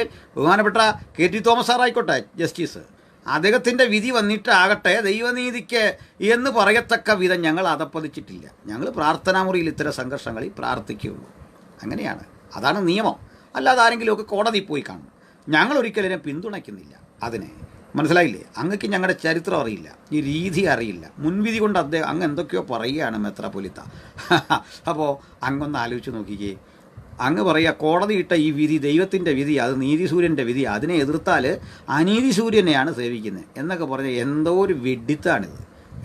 അപ്പോൾ ഇത് ആരെയാണ് അങ്ങ് പറഞ്ഞ് കൺവിൻസ് ചെയ്യിക്കാൻ ആഗ്രഹിക്കുന്നത്? അങ്ങനെയാണെങ്കിൽ നിങ്ങളെന്താണ് 1923 ആ വിധിയിൽ എന്താണ് പറഞ്ഞത്? അതിനിടയ്ക്ക് യാക്കോബയ്ക്ക് വിധി വന്നല്ലോ. അപ്പോൾ ഈ വിധിയെ അന്ന് ഇങ്ങനല്ലല്ലോ കണ്ടത്. അന്ന് നിങ്ങൾ പറഞ്ഞത് വീരരാഘവ അയ്യങ്കാർ കൈക്കൂലി വാങ്ങിയെന്ന് പറഞ്ഞുള്ള തെളിവുകളോടുകൂടിയ സംഭവങ്ങൾ അന്ന് മാമൻ മാപ്പിള രംഗത്തുണ്ടെന്നു ഓർക്കണം. ആ സംഭവം അന്ന് നിങ്ങൾ എന്താ അംഗീകരിക്കാഞ്ഞേ? ഞങ്ങൾ നീതി സൂര്യൻ അന്ന് നിങ്ങൾ എതിരായിരുന്നു. അന്ന് നിങ്ങളുടെ ആ പ്രവൃത്തിയെ അനീതി സൂര്യൻ എന്ന് വിളിക്കാൻ പറ്റുമോ? അങ്ങനെയാണ് കാര്യം. കോടതി ഒരു വിധി ഇട്ടു, ആ വിധി ശരിയോ തെറ്റോ എന്നുള്ളത് എൻ്റെ പ്രശ്നമല്ല. കാരണം അത് നമ്മൾ അനുസരിക്കാൻ ബാധ്യസ്ഥരാണ്. തീർച്ചയായിട്ടും അതല്ലേ കളക്ടർ നടപ്പിലാക്കിയത്. ഞാൻ ആ വീഡിയോയിൽ പ്രത്യേകിച്ച് പറഞ്ഞു, കളക്ടർ ചെന്ന് ആളുകളെ ഒഴിപ്പിച്ചതോ ഗവൺമെൻറ് ഇടപെട്ട് അതിനകത്ത് ലാത്തി ചാർജ് പോലീസ് നടത്തേണ്ടി വരുന്നോ ഒന്നും തെറ്റല്ല. ബഹളം വെക്കുന്നിടത്ത് പോലീസിന് വേറെ വഴിയില്ല, അവരത് ചെയ്യും. ഒരിക്കലും കളക്ടർക്കോ ഭരണകൂടത്തിനോ എതിരെയല്ല ഞാൻ പറഞ്ഞത്, കോടതി വിധിക്ക് പോലും എതിരെയല്ല പറഞ്ഞത്. മറിച്ച് യാക്കോബായക്കാരൻ സ്വന്തം അധ്വാനം കൊണ്ട് പടുത്തുയർത്തിയ പുതിയ സ്ഥാപനങ്ങളുണ്ട്. ആ സ്ഥാപനങ്ങളെ പിടിച്ചെടുത്തിട്ട് അവിടുന്ന് അവരെ നിഷ്കാസിതരാക്കുന്നത് ക്രിസ്തുവിൻ്റെ അനുഗാമികളുടെ നീതിയല്ല എന്ന കാര്യമാണ് ഞാൻ പറഞ്ഞത്. അത് ഞാൻ മാത്രമല്ല പറഞ്ഞത്, ജസ്റ്റിസ് കെ ടി തോമസ് അഭിപ്രായപ്പെട്ടില്ലേ? ഇതിനുശേഷം പലരും അഭിപ്രായപ്പെട്ടില്ലേ? അപ്പോൾ ഇവരൊക്കെ ഇങ്ങനെ അഭിപ്രായപ്പെടുമ്പോൾ ഇവരെല്ലാം വിവരമില്ലാത്ത ആളുകളാണെന്നാണ്. അവരൊന്നും യാക്കോബക്കാരല്ല എന്ന കാര്യം കൂടി ഓർക്കണം. അപ്പോൾ ഇനിയുള്ള ആ ഭാഗം കൂടെ നമുക്ക് കേട്ട് നിർത്താം. എനിക്ക് മനസ്സിലാകാത്തുള്ളൂ. എല്ലാവരോടും പരീശന്മാരോടും സാധുക്യരോടും ദേവാലയ പ്രവർത്തകരോടുമെല്ലാം നീതിയും സത്യവും എല്ലാം അറിയിച്ചു കൊണ്ടിരുന്നതായ യേശു ക്രിസ്തു യെരൂശലേം ദേവാലയത്തിൽ ചെന്ന വിവരം വിശുദ്ധ മത്തായിയുടെ സുവിശേഷം 21-ാം അധ്യായത്തിൽ നാം വായിക്കുന്നുണ്ട്. അവിടെ എൻ്റെ പിതാവിൻ്റെ ആലയം പ്രാർത്ഥനാലയമാണ്, അത് കള്ളന്മാരുടെ ഗുഹയാക്കി തീർത്തു എന്ന് പറഞ്ഞ് ചമ്മട്ടിയടിച്ച് അവരെ അടിച്ച് പുറത്താക്കിയ കർത്താവ് നീതി പ്രവർത്തിക്കാത്തത് കൊണ്ട് ആ കർത്താവിനെ ഇതുമുതൽ ഞങ്ങൾ സ്വീകരിക്കുന്നില്ല എന്ന് പെന്തക്കോസ്തുകാർ പറയുമോ എന്ന് എനിക്കൊരു സംശയം. അത് മാത്രമേ ചോദിക്കാനുള്ളൂ. ഒരിക്കലും ഞങ്ങൾ പറയലെന്ന് മാത്രമല്ല, ആ നീതി ഇന്ന് നിങ്ങൾക്ക് നേരെ പ്രവർത്തിച്ചാൽ ആദ്യത്തെ അടി മെത്രാനിട്ട് കിട്ടും കർത്താവിൻ്റെ. സൂക്ഷിച്ചോണം. മനസ്സിലായോ? ആദ്യത്തെ അടി. മനസ്സിലായോ? യേശുവിനും അപ്പോസ്തലന്മാർക്കും ഇല്ലാത്ത ഈ ജാട താങ്കൾക്ക് എവിടുന്ന് കിട്ടി? ഏത് അപ്പോസ്തലനാ താങ്കളെപ്പോലെ വേഷം ധരിച്ച്? ഏത് അപ്പോസ്തലനാ കയ്യിൽ ഇങ്ങനെ ഈ മാനിക്കയും കുരിശും പിടിച്ച് നടന്നേ? ഏത് അപ്പോസ്തലനാ നിങ്ങളെപ്പോലെ ഈ പള്ളികൾക്കുള്ളിലെല്ലാം വിരൂപങ്ങളെ കൊണ്ടുവച്ചത്? ഏത് അപ്പോസ്തലനാ ചീഞ്ഞഴുകുന്ന മനുഷ്യൻ്റെ ശരീരത്തെ പൂജിക്കാൻ ഇതുപോലെ നിങ്ങളോട് പറഞ്ഞു തന്നത്? ആ നിങ്ങൾക്ക് നേരെ വേണ്ടേ ചാട്ടവാറെടുക്കാൻ? ആര്? സാക്ഷാൽ ക്രിസ്തു. ചാട്ടവാറല്ല, ഇനി ന്യായവിധിയുടെ ഒരു കാലം വരും. ബൈബിളിൽ ഇല്ലാത്തത് ജനത്തെ പഠിപ്പിച്ചും വേദവിപരീതം ജനത്തെ കൊണ്ട് ചെയ്യിച്ചും വിഗ്രഹങ്ങളെ മുത്താൻ പ്രേരിപ്പിച്ചും മറിയ എന്ന പേരിൽ ഏതോ ഒരു സ്ത്രീയെ വണങ്ങാൻ പഠിപ്പിച്ചും ജനകീയ വിരുദ്ധമായ വചനവിരുദ്ധമായ സമാജനങ്ങൾ പോകേണ്ട പാതയ്ക്ക് വിരുദ്ധമായ കാര്യാദികൾ പഠിപ്പിച്ചും വഴിതെറ്റിക്കുന്ന ഇത്തരം ഇടയന്മാരാണ് സഭകളുടെ ശാപം. അവർക്ക് സ്വത്ത്, അവരുടെ ജീവിതത്തിൻ്റെ സുഖലോലുപത, അതിനുവേണ്ടി പാവപ്പെട്ടവനെ തെരുവിലിറക്കി, അണികളെ തെരുവിലിറക്കിയിട്ട് യുദ്ധം ചെയ്ത് ആ ചോര നക്കി കുടിക്കാൻ ശ്രമിക്കുന്ന ഇത്തരം ആത്മീക ചെന്നായ്ക്കളെ സൂക്ഷിപ്പാൻ കർത്താവ് പ്രത്യേകിച്ച് പറഞ്ഞിട്ടുണ്ട്. ഈ ഒരു പദപ്രയോഗം അങ്ങയോട് ഉപയോഗിക്കേണ്ടി വന്നതിൽ ദുഃഖമുണ്ട്. അതിൻ്റെ കാരണം അങ്ങ് സാമൂഹ്യപരമായൊരു നിരീക്ഷണം നടത്തി പറയുകയാണെങ്കിൽ ഞാനിങ്ങനെ പറയായിരുന്നില്ല. അങ്ങ് ബൈബിൾ വാക്യങ്ങൾ എന്തിനു വലിച്ചിഴച്ചു? നിങ്ങൾ ചെയ്യുന്ന അനീതികളെ ന്യായീകരിക്കാൻ തിരുവെഴുത്തിലെ വാക്യങ്ങളെ ഉദ്ധരിക്കുക. ഇദ്ദേഹം പറയുന്ന അനുസരിച്ച് ഇന്ന് യാക്കോബായ സഭയ്ക്കകത്ത് ഇവർ കടന്ന ആളുകളെ പിടിച്ച് പുറത്തിറക്കുമ്പോൾ യേശു ചാട്ടവാറ് കൊണ്ട് മത്തായിയുടെ സുവിശേഷം 21 പറയുന്ന പ്രകാരം അതിനകത്ത് നിന്ന് വാണിഭക്കാരെ പുറത്താക്കുന്നു. ആ രംഗത്തിന് തത്തുല്യമാണ്. ആടുമാടുകളെ വിൽക്കുന്നവരെ പുറത്താക്കുന്നു എന്ന് പറയുന്നതിന് തത്തുല്യമാണ് ഈ നടത്തിയത് എന്നാണ് പറയുന്നത്. അങ്ങനെയാണെങ്കിൽ യാക്കോബക്കാരിലെ അച്ഛന്മാർ അതിനകത്ത് നിന്നുകൊണ്ട് കാട്ടിയ ഏർപ്പാടുകൾ, അല്ലെങ്കിൽ അവിടെ നിന്നുകൊണ്ട് കൂദാശകൾ നിർവഹിക്കുന്നത് ഇങ്ങനെയുള്ള പണിയാണോ എന്നാണ് നിങ്ങൾ വിശദീകരിക്കേണ്ടത്. അങ്ങനെയെങ്കിൽ അവരുടെ കൂദാശ അനുഷ്ഠിച്ചവരെ നിങ്ങൾ നാളെ സ്വീകരിക്കുമോ?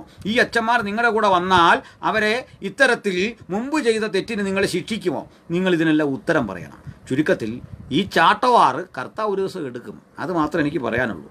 അതുകൊണ്ട് അങ്ങ് ബൈബിൾ വായിക്കുന്ന ഒരാളെന്നുള്ള നിലയിൽ വായിക്കും. നിങ്ങൾക്ക് വലിയ താല്പര്യമില്ലാത്തൊരു കൃതിയാണതെന്ന് നമുക്കറിയാം. ഞങ്ങൾ ബൈബിളിൽ നിന്ന് പറയുന്നു എന്ന ഒരു കുറ്റത്താലാണ് ഞങ്ങളോട് ഇത്രയും പരിഭവവും പിണക്കവും ഒക്കെ വരുന്നത്. ഞാൻ കഴിഞ്ഞ വീഡിയോയിൽ ഓർത്തഡോക്സുകാരെ കുറ്റം പറഞ്ഞിട്ടില്ല, യാക്കോബക്കാരെയും പ്രത്യേകിച്ചൊന്നും പറഞ്ഞിട്ടില്ല. എൻ്റെ ചരിത്ര നിരീക്ഷണം നിഷ്പക്ഷമായിരുന്നു. അതുകൊണ്ടാണ് യാക്കോബക്കാരും ഓർത്തഡോക്സുകാരുമായ നിരവധി സുഹൃത്തുക്കൾ എനിക്കുണ്ട്. നേരായ വിധത്തിൽ പോകണമെന്നും ഈ കലാപകലുഷിതമായ സാഹചര്യം അനിവാര്യമല്ല എന്നും വിശ്വസിക്കുന്ന ആളുകൾ നമ്മൾക്കിടയിലുണ്ട്. അങ്ങനെ പുരോഗമനകാംക്ഷികളായ ആളുകൾ അതിന് വിഘാതം നിൽക്കുന്നത് ഇത്തരം ആളുകൾ സംഘടനകളുടെ തലപ്പത്ത് വരുമ്പോഴാണ്. അപ്പോൾ നിങ്ങളൊരു കാര്യം നോക്കിക്കൂ. യാക്കോബുകാരൻ എന്താ പറയുന്നത്? ഓർത്തഡോക്സുകാരന് കൈവെപ്പില്ല എന്ന് പറഞ്ഞാൽ അന്ത്യോക്യയുടെ അനുമതിയില്ല. ഇവരെന്താ അങ്ങോട്ട് പറയുന്നത്? ഇവർക്ക് മർത്തോമായുടെ കൈവെപ്പ് ഓൾറെഡി ഉണ്ട്, വേണേ പാത്രിയാർക്കീസിൻ്റെയും കൂടെ സംഘടിപ്പിക്കാനുള്ളതേ ഉള്ളൂ. ഈ ട്രഡീഷൻ പറഞ്ഞ് ഇവിടെ കിടന്ന് തമ്മിലടിക്കുകയാണ്. എൻ്റെ പ്രിയ സുഹൃത്തെ, ഇങ്ങനെയൊന്നും പോകാൻ എനിക്ക് കാലം അധികം ഉണ്ടാവില്ല. നിങ്ങൾ സമാധാനം ജനത്തെ പഠിപ്പിക്കുക. ഞാൻ കഴിഞ്ഞ ദിവസം പറഞ്ഞ പോലെ നിങ്ങളും അല്ലെങ്കിൽ ഞാനും മരണവും തമ്മിൽ ഒരു മാസ്കിൻ്റെ അകലമുള്ളൂ. ഭീതി ജനിക്കുന്ന ഒരു കാലാവസ്ഥയിലേക്ക് ലോകം പോവുക. തലമുറകൾ മുഴുവൻ ഇതാ ദൈവ വഴി വിട്ടുപോകുന്ന നിരീശ്വരവാദം വളരുക. നിങ്ങൾ പിറന്നു വീഴുന്ന കുഞ്ഞിനെയും സഭാവ്യവഹാരങ്ങളുടെ ഈ മലിനമായ ഓടയിലേക്ക് വലിച്ച് അതിൻ്റെ സംശുദ്ധി കളയരുത്. ആ കുഞ്ഞുങ്ങളെ ഓർത്തെങ്കിലും നിങ്ങൾ മാനസാന്തരപ്പെടണം. നിങ്ങൾ ദൈവത്തെ സ്വീകരിക്കണം, നിങ്ങൾ വചനത്തെ സ്വീകരിക്കണം. അതാണ് എനിക്ക് പറയാനുള്ളത്. അതുകൊണ്ട് ഈ മാന്യനായ വ്യക്തിത്വത്തോട് എനിക്ക് പറയാനുള്ള കാര്യം, you please turn back to Bible. നിങ്ങൾ ദൈവവചനത്തിലേക്ക് മടങ്ങുക, നിങ്ങൾ ക്രിസ്തുവിലേക്ക് മടങ്ങുക, ക്രിസ്തുവിൻ്റെ മനസ്സുള്ളവരായി തീരുക. സമ്പത്തുക്കളുടെ അപകാരം സഹിച്ചു കളഞ്ഞ മഹാദൈവത്തിൻ്റെ പുത്രൻ്റെ അനുഗാമികളാകുവാൻ പഠിക്കുക. ഒപ്പം തന്നെ കൊലയും കൊള്ളയും കൊള്ളിവയ്പും കൊണ്ട് നേടിയെടുക്കുന്ന പള്ളികൾക്കുള്ളിൽ ക്രിസ്തുവിൻ്റെ ചൈതന്യം വസിക്കുന്നില്ല. യാക്കോബക്കാരൻ്റെ അലർച്ചയും ചോരയും വീണ് മലിനമായ ആ പള്ളിക്കുള്ളിൽ ഇറങ്ങി വരുന്ന ദൈവസാന്നിധ്യത്തെ അല്ല നമ്മൾ പ്രസംഗിക്കേണ്ടത്. സ്വന്തം സഹോദരൻ്റെ രക്തം ചിന്തിയും അവൻ്റെ മുതലെടുത്തും അവൻ്റെ അവകാശങ്ങളുടെ മീതെ സ്ഥാപിക്കപ്പെട്ടിരിക്കുന്ന ജയം ഒരിക്കലും ജയമല്ല. അത് കോടതിയല്ല. ഏത് സ്ഥാപനം വിധിച്ചാലും അവരുടെ സ്വത്തിൻ്റെയും അവരുടെ സ്വസ്ഥതയുടെയും മീതെ നിങ്ങൾ കെട്ടിപ്പൊക്കുന്ന സ്വപ്നഗോപുരങ്ങൾ ഒരിക്കൽ നിങ്ങളുടെ മീതെ വന്നു പതിക്കുന്ന ഒരു കാലം വരുമെന്ന കാര്യത്തിൽ സംശയം വേണ്ട. തലമുറകൾ ഇതിന് കണക്ക് കൊടുക്കേണ്ട ഒരു കാലം വരും എന്ന് മടിക്കേണ്ട. ഞാൻ ഒരു കാര്യം പറഞ്ഞ് നിർത്തുകയാണ്. താങ്കൾ യേശുവിനെ ചാട്ടവാറടിച്ച ആ രംഗത്തെക്കുറിച്ച് വിശദീകരിച്ചല്ലോ. അത്തരം ചാട്ടവാറടിക്ക് നിങ്ങൾക്കിനി സമയം അധികം ഇല്ല, കാത്തിരുന്നോ. നിങ്ങളത് അനുഭവിക്കാൻ പോകുന്നുള്ളൂ. കാരണം സത്യസന്ധമായി പോകേണ്ട ദൈവസഭയ്ക്കുള്ളിൽ മുഴുവൻ മനുഷ്യൻ്റെ ചിത്രം ഒട്ടിച്ചും ഏതോ സ്ത്രീയുടെ ചിത്രം വെച്ചിട്ട് കന്യാമറിയാണെന്ന് പറഞ്ഞ് അവരോട് പ്രാർത്ഥിച്ചും തിരുവെടുത്തിലില്ലാത്ത കാര്യങ്ങൾ പഠിപ്പിച്ചും തെറ്റായ നടപടിക്രമങ്ങളിലൂടെ ജനത്തെ വഴിതെറ്റിച്ചും കളഞ്ഞ നിങ്ങൾക്ക് നേരെ ചാട്ട വരുന്നുണ്ട് തമ്പുരാൻ്റെ. കൂട്ടിച്ചോ. ഇനി ഒന്ന് പറയാം. കർത്താവിനെ ക്രൂശിക്കുമ്പോൾ പീലാത്തോസ് പറഞ്ഞു, ഈ രക്തത്തിൽ എനിക്ക് പങ്കില്ല. അതിൽ കൈകടിക്കുന്നതാണല്ലോ. കണ്ടു നിന്ന കാരണവന്മാരെല്ലാം വിളിച്ചു പറഞ്ഞു, ഞങ്ങളുടെ മീതെ പോരട്ടെ, ഞങ്ങളുടെ മീതെ പോരട്ടെ. സ്നേഹിത, ഞാൻ യാക്കോബ പക്ഷല്ല. ഞാൻ എന്തിനാ യാക്കോബക്കാരനെ സഹായിച്ചിട്ട്? എനിക്ക് പ്രത്യേകിച്ചൊന്നും നേടാനില്ല. അത് നാളെ നിങ്ങളുടെ നീതി അവർ നിഷേധിച്ചാലും, നിങ്ങളുടെ പള്ളികൾ നാളെ അവർ പിടിച്ചെടുത്താലും, അംഗബലം കൊണ്ട് അവർ പിടിച്ചെടുക്കാൻ വന്നാലും, കൈക്കരുത്ത് കൊണ്ട് ചെയ്താലും, അവരും പണ്ട് ഇതൊക്കെ തന്നെ ചെയ്തിട്ടുണ്ട്. ഇന്ന് ഓർത്തഡോക്സുകാർ ചെയ്തത് നാളെ മറ്റുള്ളവർ, മനോരമയുടെ പരസ്യം പോലെ ഇന്ന് മനോരമ ചെയ്യുന്നത് നാളെ മറ്റുള്ളവർ അനുകരിക്കും എന്ന് പറഞ്ഞ പോലെ അങ്ങോട്ടും ഇങ്ങോട്ടും നിങ്ങളിത് ചെയ്തിട്ടുണ്ട്. ആർക്കും അക്കാര്യത്തിൽ തർക്കമില്ല. പക്ഷേ ഇവിടെ ഒരു കാര്യം ഓർക്കേണ്ടത്, യാക്കോബായ സഭയിലെ ഇന്ന് നഷ്ടപ്പെട്ടു പോയ ആലയങ്ങൾ നിമിത്തം, അവരുടെ പ്രാർത്ഥനയുടെ സൗകര്യങ്ങളെ നശിപ്പിക്കപ്പെട്ട നിമിത്തം, സെമിത്തേരികൾ വിലക്കപ്പെട്ട നിമിത്തം കണ്ണീരൊഴുക്കുന്നവൻ്റെ ന്യായവിധി ഓർത്തഡോക്സുകാരൻ്റെ തലയിൽ വരിക, പിടിച്ചവൻ്റെ തലയിൽ തന്നെ വരും. ദൈവനീതിയുള്ള ന്യായാധിപതിയാണ്. ഇവിടെ ഞാൻ മാത്രമല്ല, വളരെ മാന്യവും പക്വവുമായ ഒരു പ്രസ്താവന നടത്തിയ നമ്മുടെ മാർക്ക് ക്ലീമീസ് അവറുകളുണ്ട്. അദ്ദേഹത്തിൻ്റെ വീട് ഇപ്പോൾ ഞാൻ പാർക്കുന്ന വീടിൻ്റെ അവിടെ നിന്ന് കറക്റ്റ് 1 കിലോമീറ്റർ ദൂരെയാണ്. നാട്ടിലൊക്കെ വളരെ പക്വമതിയായി ആദരിക്കപ്പെടുന്ന ക്ലീമീസ് ബാവ അദ്ദേഹം പറഞ്ഞൊരു കാര്യമുണ്ട്. മലങ്കര സഭയുടെ, മലങ്കര കത്തോലിക്കരുടെ സകല സഭ അവർക്ക് സൗകര്യമുള്ള ഇടങ്ങളിലൊക്കെ യാക്കോബക്കാർക്ക് ആരാധനയ്ക്ക് അവസരം കൊടുക്കാം. അവർ വന്ന് അവരുടെ ആരാധന നടത്തി പോകട്ടെ. അവർക്ക് പള്ളികളും സ്ഥാപനങ്ങളും ഉണ്ടാകുന്നത് വരെ ഇത് ചെയ്യാം. എത്രയോ നല്ലൊരു വാക്കാണ് അദ്ദേഹം പറഞ്ഞത്. എത്രയോ ഉയർന്ന ഒരു പ്രസ്താവനയാണ് അദ്ദേഹത്തിൻ്റെ നാവിൽ നിന്ന് വന്നത്. ഈ ഒരു മാന്യതയെങ്കിലും യാക്കോബക്കാരനോട് നിങ്ങൾ കാണിച്ചില്ല. ഇത് ഞാൻ പറഞ്ഞോളൂ. അത് പറയാൻ, ഈ അഭിപ്രായം പറയാൻ വേണ്ടിയിട്ട് എനിക്ക് ആരുടെയും പിൻബലം ആവശ്യമില്ല. അത് നമുക്ക് പ്രാണമുള്ളിടത്തോളം നമ്മളിത് പറഞ്ഞുകൊണ്ടിരിക്കും. നിങ്ങൾ കേൾക്കുകയോ കേൾക്കാതിരിക്കുകയോ ഒക്കെ നിങ്ങളുടെ കാര്യമാണ്. നിങ്ങൾ കേട്ടാലും കേട്ടില്ലെങ്കിലും ഒന്നുറപ്പാക്കിക്കൊള്ളൂ, നീതിയല്ല, ഭൂരിപക്ഷത്തിൻ്റെ കൈക്കരുത്ത് കൊണ്ട് ഇവിടം പിടിച്ചെടുത്ത് അവരുടെ സ്ഥാപനങ്ങൾ കൈക്കുള്ളിലാക്കിയിട്ട് അവരെ തള്ളിപ്പുറത്താക്കുന്ന പ്രവൃത്തിക്ക് കൂട്ടുനിൽക്കുന്ന നീതിയുള്ള ന്യായാധിപതിയല്ല നമ്മുടെ കർത്താവ്. നീതിസൂര്യനായ യേശുക്രിസ്തുവിനെക്കുറിച്ചുള്ള താങ്കളുടെ നിരീക്ഷണം അപക്വമായി പോയി, തെറ്റിപ്പോയി. ഇനി ഞങ്ങളെ എന്നും പറഞ്ഞോ അത് വിരോധമല്ല. അതുകൊണ്ട് ഞങ്ങളെ പറയുമ്പോഴും ഞങ്ങളതൊക്കെ കേൾക്കാൻ ഉള്ള കാരണം, നിങ്ങൾക്ക് ഞങ്ങളോട് വിരോധം വരുന്നതെന്താ? അതിർതർക്കം ഉണ്ടാക്കിയോ? നിങ്ങളുടെ സ്വത്ത് വട്ടിപ്പണ പലിശയുടെ കേസിൽ കക്ഷി തരാൻ വന്നോ? ഒന്നല്ലല്ലോ. ഞങ്ങൾ അന്ത്യോക്യൻ പാത്രിയാർക്കീസും തോമാസ് ലീഗയ്ക്കാണോ പാരമ്പര്യം എന്ന് ഓർത്ത് നിങ്ങളുടെ ഇടയിലേക്ക് നുഴഞ്ഞു കയറിയോ? ഒന്നുമില്ലല്ലോ. ഞങ്ങൾ ഉയർത്തിയത് ധന്യനായ യേശുക്രിസ്തുവിൻ്റെ ക്രൂശിനെയാണ്, അവിടുത്തെ പാപപരിഹാര ബലിയെയാണ്. ഞങ്ങൾ പ്രസംഗിച്ചത് വിഗ്രഹസേവയ്ക്കെതിരാണ്. ഞങ്ങൾ പ്രസംഗിച്ചതും പഠിപ്പിച്ചതും വചനവിരുദ്ധമായി നിങ്ങൾ ചെയ്യുന്ന ഇടപാടുകൾക്കെതിരെയാണ്. നിങ്ങൾക്ക് നീതിസൂര്യനെ അറിയില്ല. നിങ്ങൾ മറ്റേ യഥാർത്ഥ സൂര്യൻ്റെ മുഖത്തോട്ട് നോക്കിന്ന് പ്രാർത്ഥിക്കല്ലേ, കിഴക്കോട്ട് തിരിഞ്ഞെന്ന്. ഓം ത സവിതർ വരേണ്യം ഭർഗോ ദേവസ്യ ധീമഹി ധിയോയോന പ്രചോദയ സംഭവാമി യുഗേ യുഗേ എന്ന് പാടാൻ നന്നായി. ആ സമയത്ത് മനസ്സിലായില്ലേ? സവിതാവിനോട് പ്രാർത്ഥിക്കുന്ന പരിപാടി ഇത് നിങ്ങളല്ലാതെ ആരെങ്കിലും ചെയ്യുന്നുണ്ടോ? ഈ വെളിവ് കെട്ട പണി. നീതിസൂര്യൻ എന്ന് പറഞ്ഞാൽ ഈ കാണുന്ന സൂര്യബിംബം അല്ല. അതിൻ്റെ അടുത്തോട്ട് ചെന്നാൽ നിങ്ങൾ കത്തിപ്പോവും. മനസ്സിലായില്ലേ? അൾട്രാ വയലറ്റ് ഇൻഫ്രാറെഡ് രശ്മികൾ പോരുക, റേഡിയേഷൻ കയ്യ. ആ സൂര്യനെ അല്ല ബൈബിൾ നീതിസൂര്യൻ എന്ന് വിളിക്കുന്നത്. അങ്ങോട്ട് തിരിഞ്ഞെന്ന് പ്രാർത്ഥിക്കുക. നിങ്ങളും ആമൻഹോട്ടപ്പിൻ്റെ നാട്ടിലെ ഈജിപ്തുകാർ പണ്ട് ആരാധിച്ചു വന്ന ഈജിപ്ഷ്യൻ മതവും തമ്മിൽ എന്ത് വ്യത്യാസം? ഇന്ന് കണ്ട മിസ്രൈമിനെ മേലിൽ കാണാതെ ഇക്കരെ വന്ന് സ്ഥാപിക്കപ്പെട്ട യഹൂദ വിശ്വാസത്തിൻ്റെ അടിത്തറയിൽ രൂപപ്പെട്ട പിൽക്കാലത്തെ ക്രിസ്ത്യാനിറ്റി പ്രകൃതി വർഷിപ്പിനെതിരായിരുന്നുള്ള കാര്യം ആദ്യം മനസ്സിലാക്കുക. പറഞ്ഞു പോയാൽ ഒത്തിരി ഇങ്ങനെ പറയേണ്ടി വരും. പിടികിട്ടിയോ? ആമൻകോട്ടപ്പൻ്റെ ഒക്കെ കാലത്ത് അവിടെ തുടങ്ങിയ ഈജിപ്ഷ്യൻ മതത്തിലെ ആരാധനയില്ലേ, ആരാധന അനുസരിച്ച് സൂര്യനാണ് അവരുടെ പ്രധാന ദേവൻ. ആ സൂര്യമുഖത്തേക്ക് നോക്കി തിരിഞ്ഞെന്ന് പ്രാർത്ഥിക്കുന്ന ഈജിപ്തുകാരുടെ പ്രാർത്ഥനാശൈലി കോപ്പി അടിച്ചിട്ട് അത് ക്രൈസ്തവമാണെന്ന് പറഞ്ഞ് പഠിപ്പിക്കുന്ന വിവരക്കേടാണ് നിങ്ങൾ ചെയ്തുകൊണ്ടിരിക്കുന്നത്. നിങ്ങൾ ബൈബിൾ എടുത്തിട്ട് നീതിസൂര്യനായ യേശുവിനെക്കുറിച്ച് കോടതി വിധി പോലെ മാനിച്ചില്ലെങ്കിൽ അനീതിസൂര്യനാണെന്നൊക്കെ പറഞ്ഞാൽ എന്തൊരു വെളിവെട്ടേർപ്പാടാണ്. അതുകൊണ്ട് മെത്രാൻ ദയവായി പോയി ബൈബിൾ വായിക്കുക, ബൈബിൾ പഠിക്കുക. നിങ്ങളുടെ സൺഡേ സ്കൂൾ പുസ്തകങ്ങളും ഒക്കെ എൻ്റെ പക്കലുണ്ട്, കൂതായക്കാനും ഒക്കെ എൻ്റെ കയ്യിലുണ്ട്, ആരാധനാക്രമവും നടപടിക്രമവും ഒക്കെ ഉണ്ട്. എന്തെല്ലാം വിവരദോഷങ്ങൾ അതിൽ നിങ്ങൾ പഠിപ്പിക്കുന്നു ജനത്തെ. മനസ്സിലായോ?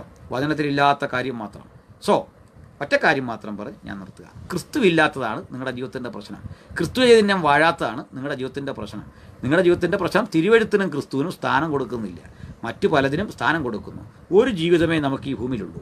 ഉയരത്തിലുള്ളത് ചിന്തിക്കുക, കർത്താവിൻ്റെ വചനത്തെ ചിന്തിക്കുക, സമാധാനകാംക്ഷികളായി അനുഗ്രഹിക്കപ്പെട്ടതായ ഒരു ജീവിതം നയിക്കാൻ നിങ്ങൾക്ക് ഏവർക്കും സാധിക്കട്ടെ എന്ന് ഞാൻ പ്രാർത്ഥിക്കുന്നു.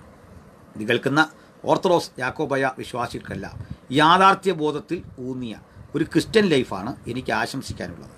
ആ ക്രിസ്ത്യൻ ലൈഫിൻ്റെ കരുത്തും ശക്തിയും നഷ്ടപ്പെടുന്ന ഇടത്ത് ഇത് കേവലം ഒരു ദുർബലവും യാന്ത്രികവുമായ മതമായി ചുരുങ്ങും. അത് വരാതെ സത്യദൈവത്തിൻ്റെ പിന്നാലെ അനുഗമിക്കാൻ, ഏകസത്യ ദൈവത്തിൻ്റെ പാതയിൽ നടക്കാൻ, ദൈവം ഒരുവനല്ലോ, ദൈവത്തിനും മനുഷ്യർക്കും മധ്യസ്ഥനൊരുവൻ, അനേകർക്ക് വേണ്ടി മറുവിലയായി തന്നെത്താൻ ഏൽപ്പിച്ചു കൊടുത്ത മനുഷ്യനായ ക്രിസ്തു യേശു തന്നെ. ആ ക്രിസ്തു യേശുവിനെയാണ് ഞങ്ങൾ ഉയർത്തുന്നത്, ഞങ്ങൾ പ്രസംഗിക്കുന്നത്. യേശുക്രിസ്തു മുഖാന്തരം പിതാവ് നൽകുന്ന രക്ഷ പരിശുദ്ധാത്മാവിൽ ആസ്വദിക്കുന്ന ജയജീവിതമാണ് ക്രിസ്ത്യ ജീവിതം. അല്ലാതെ ചുമ്മാ ഈ വാറും മേലാപ്പും ഒക്കെ കൊണ്ടു നടന്നിട്ട് എന്തോ വലിയ സംഭവമാണെന്നൊക്കെ അങ്ങേക്ക് തോന്നുന്നതാണ്. മനസ്സിലായില്ലേ? അപ്പോൾ ഈ തോന്നൽ ആദികളാണ്. നിങ്ങളും ഞാനും ഒക്കെ സാധാരണ മനുഷ്യരാണ്. നിങ്ങളെ റെസ്പെക്റ്റ് ചെയ്യുന്നു, നിങ്ങളോട് ആദരവുണ്ട്. പക്ഷേ ഈ കാണിക്കുന്ന പണിക്ക് കൂട്ടു നിൽക്കാൻ പറ്റില്ല. അത് ശരിയെന്ന് പറയാൻ ഒരിക്കലും തോന്നില്ല. ഏതായാലും ദൈവം അങ്ങേ അനുഗ്രഹിക്കട്ടെ. അങ്ങ് രക്ഷിക്കപ്പെട്ട് യേശുവിനോട് ചേരാൻ ദൈവം കൃപ നൽകട്ടെ. അങ്ങയ്ക്ക് യഥാർത്ഥത്തിൽ കർത്താവ് പഠിപ്പിച്ച സ്നാനം അംഗീകരിക്കാൻ കൃപ തോന്നട്ടെ. സത്യദൈവത്തിൻ്റെ പാതയിൽ നടക്കാൻ അങ്ങയ്ക്ക് കഴിയട്ടെ. അങ്ങയ്ക്ക് വിഗ്രഹാരാധന വിട്ട്, ബിംബാരാധന വിട്ട്, രൂപ ആരാധനകളെ വിട്ട്, അക്രൈസ്തവ രീതികളെ വിട്ട്, മന്ത്രവാദത്തിൻ്റെയും ജ്യോത്സ്യത്തിൻ്റെയും പ്രാകൃതമായ ആ തത്വങ്ങളിൽ ഇന്ന് അഭിരമിക്കുന്ന പാതകളെ വിട്ട്, മാനിക്കയൻ കുരിശു വിട്ട്, മാനിക്കയൻ പ്രാവിനെ വിട്ട്, സത്യദൈവത്തിൻ്റെ പിന്നാലെ നടന്ന് യഥാർത്ഥ ക്രൂശ് ചുമന്ന് യേശുവിനോടുകൂടെ ജയജീവിതം നയിക്കാൻ അങ്ങേക്കും അനുഗാമികൾക്കും കഴിയട്ടെ എന്ന പ്രാർത്ഥനയിൽ ഞാൻ ഉപസംഹരിക്കുന്നു. മറ്റൊരുത്തലിലും രക്ഷയില്ല. നാം രക്ഷിക്കപ്പെടുവാൻ ആകാശത്തിന് കീഴിൽ മനുഷ്യരുടെ ഇടയിൽ നൽകപ്പെട്ട ഒരേയൊരു നാമം കർത്താവായ യേശു ക്രിസ്തുവിൻ്റെ നാമം. ഞാൻ തന്നെ വഴിയും സത്യവും ജീവനും എന്നറിയ നമ്മുടെ കർത്താവായ യേശു ക്രിസ്തുവിൻ്റെ പാതയിലൂടെ സഞ്ചരിപ്പാൻ ഈ വചനം കേൾക്കുന്ന ഏവർക്കും അത്യുന്നതൻ പ്രാപ്തി നൽകട്ടെ എന്ന് പ്രാർത്ഥിച്ച് ഉപസംഹരിക്കുന്നു. കർത്താവ് നമ്മളെ അനുഗ്രഹിക്കട്ടെ. ആമേൻ. Thank U.